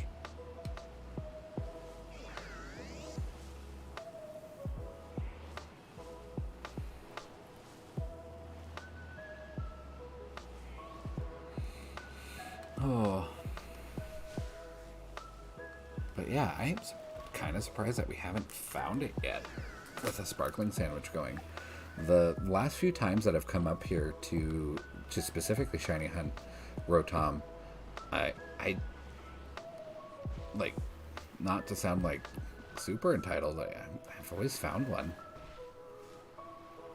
just because of how densely these things spawn and how easy it is to reset the spawns. I'm kind of doing it the wrong way. What I should be doing is going over here to the edge of the cliff and just barely setting foot into the city, because when you enter into like a new zone, all of the spawns reset, which can be very annoying. I have reset over shinies before, and the boundaries between those zones is completely invisible. So you can't really, like, you can't really tell until you've done it. Like this. There we go, all the spawns reset. And then once I come back out of the zone, they should come back in.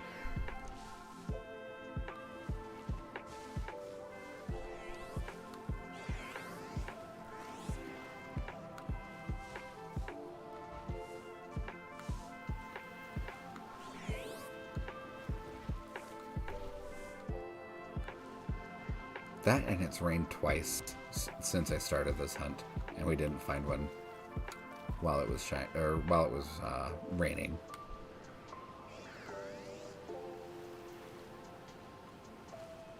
Ever since that first Rotom that I got with the rainy mark, I have yet to get another shiny while it's raining with the rainy mark.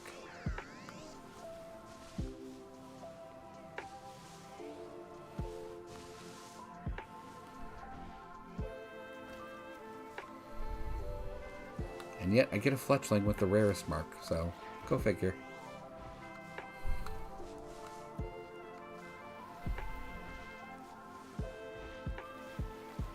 Yeah, so marks are just that. They're marks on the Pokemon that are randomly generated. For most marks, or for common marks, and common. The common ones are going to be 1 in 100 chance for a Pokemon to generate with that mark. You can kind of think of them like a ribbon, or well, a good way to put it is that it's basically a title. So they have the highest chance that they have is 1 in 100, and those are super common marks like the rainy mark. You have a 1 in 100 chance if it's raining that they'll have the rainy mark. I think there's one that's 1 in 1 or 1 in 50, and I think that's the sociable mark. I have quite a few of those. But the really rare, or the rare marks, are 1 in 1,000. And then the rarest mark, I think, is 1 in 10,000, if I remember correctly. It's been a while since I really looked into marks. I have looked into them this generation, but it's been a while since I looked at the tables and like really committed anything to memory. But anyway, they're just basically like rare markings on wild generated Pokemon. So Pokemon that are hatched from eggs or Pokemon that are found in raid dens cannot have a mark on them. And when they have a mark or a ribbon, you can assign the ribbon or the mark as their title. So when you send them out into battle, it will say, I think the rainy one is the sodden, like it's wet. So if I throw out my Rotom with that mark, it'll say, go Rotom the Sodden, or something like that. I do have a few shinies with marks. And I think the rarest mark, the title is the Recluse. So if I send out that Fletchling, it'll say, go Fletchling the Recluse, in the little announcement for the animation.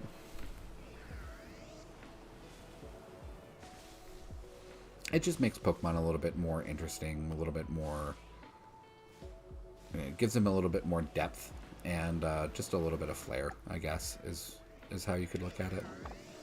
2.5 minutes. But I'll pull out a Pokemon with a mark on it and show you exactly what the mark and the ribbons do. One thing they did add in this game that I really like is on the summary screen, when you have their stats and stuff pulled up like in the boxes, it will have a little icon in the corner showing what mark or what ribbon you have equipped and what title it is. It's just a symbol, so you have to know what symbol it is for what it does. But at least you don't have to like go into their full summary and then go to the last page and look at the ribbons and then select the ribbon. Yeah, you don't have to do that. Once you select it, you can see it at a glance on their stat page.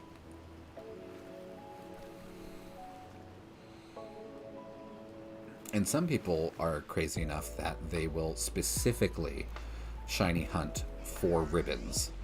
And even more crazily, some of them will specifically shiny hunt for specific marks. Like I know,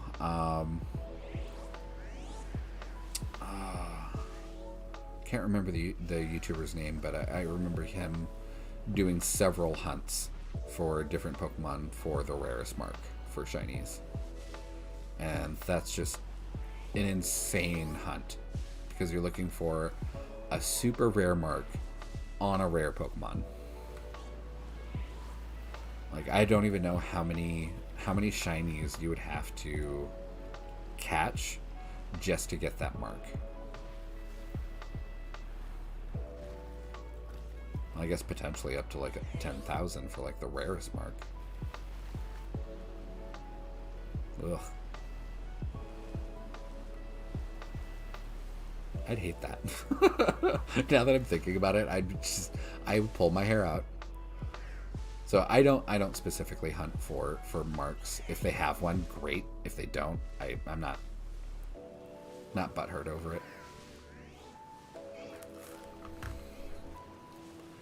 But if I have a duplicate, like that Iron Valiant, the first Iron Valiant that we found, where it had the sleepy time mark, I'll keep that just because it is rarer.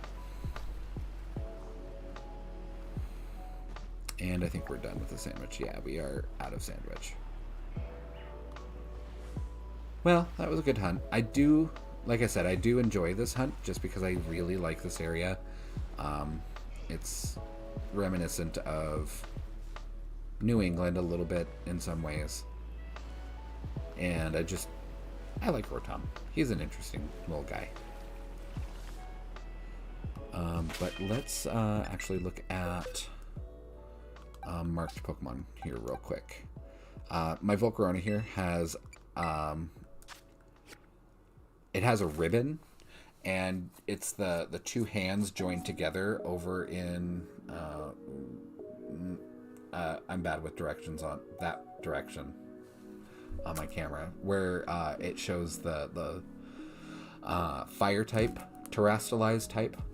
Just below that is the two hands clasped together. That shows its ribbon, but that's also where the mark will also be.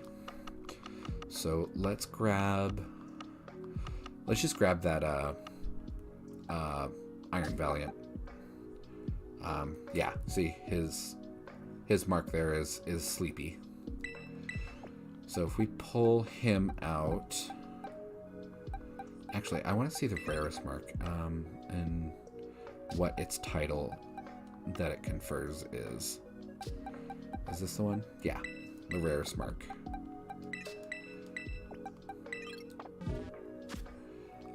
So you can change their mark or their ribbon by going to their summary page and going to the last page here. And it'll say change ribbon or mark, and you can see what marks and ribbons this Pokemon has. With marks, I don't think you can have multiple marks on a Pokemon. I really don't. I've never seen it. Doesn't mean it can't happen though, I guess. But you can have multiple ribbons. So in this screen, you could have like multiple choices here between what ribbon title you want and what mark title you want. No, marks can only be found in the wild. So hatched Pokemon and Pokemon found in raid dens cannot have marks. No matter what the circumstance, they cannot have marks. You could get them to earn ribbons if you want them to have a title, but they can't have marks. But yeah, and then here you can check and see the title that it confers. So it would say Fletchling the Recluse when you send it out into battle, like this.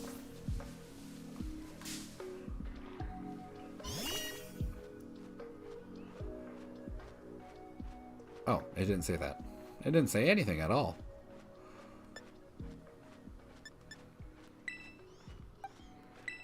Well, I know in online battles it'll say it.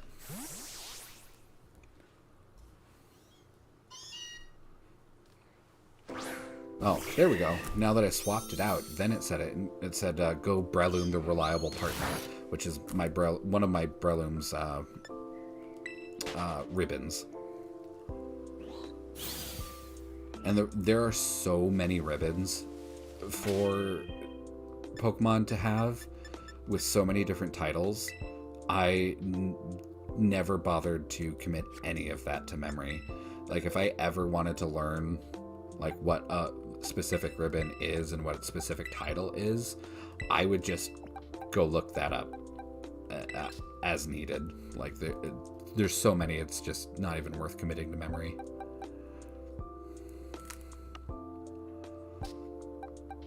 But anytime I find a shiny, I do try to check it. I for a long while I got out of that habit and probably missed a few here or there. Oh, there we go. Oh, another sleepy one. Oh, that's Sliggoo. I caught him a while ago. Yeah, this is the most common mark is the sociable. Yeah, Espeon the Sociable. There's another one with the same sociable mark. Then we're back to the beginning.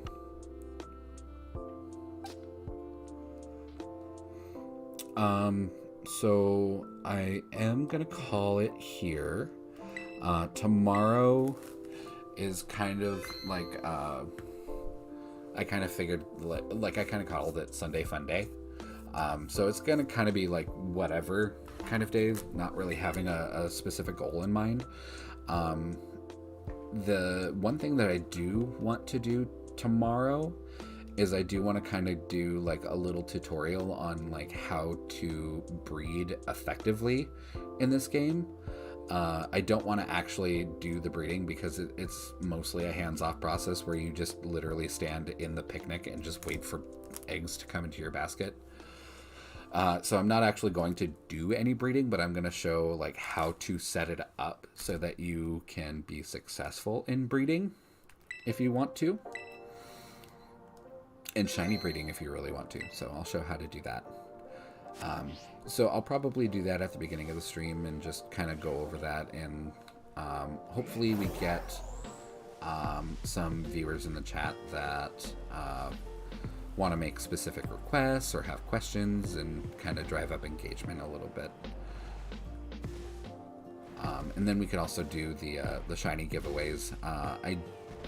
What I should do tonight, though, is that I should figure out what Pokemon I want to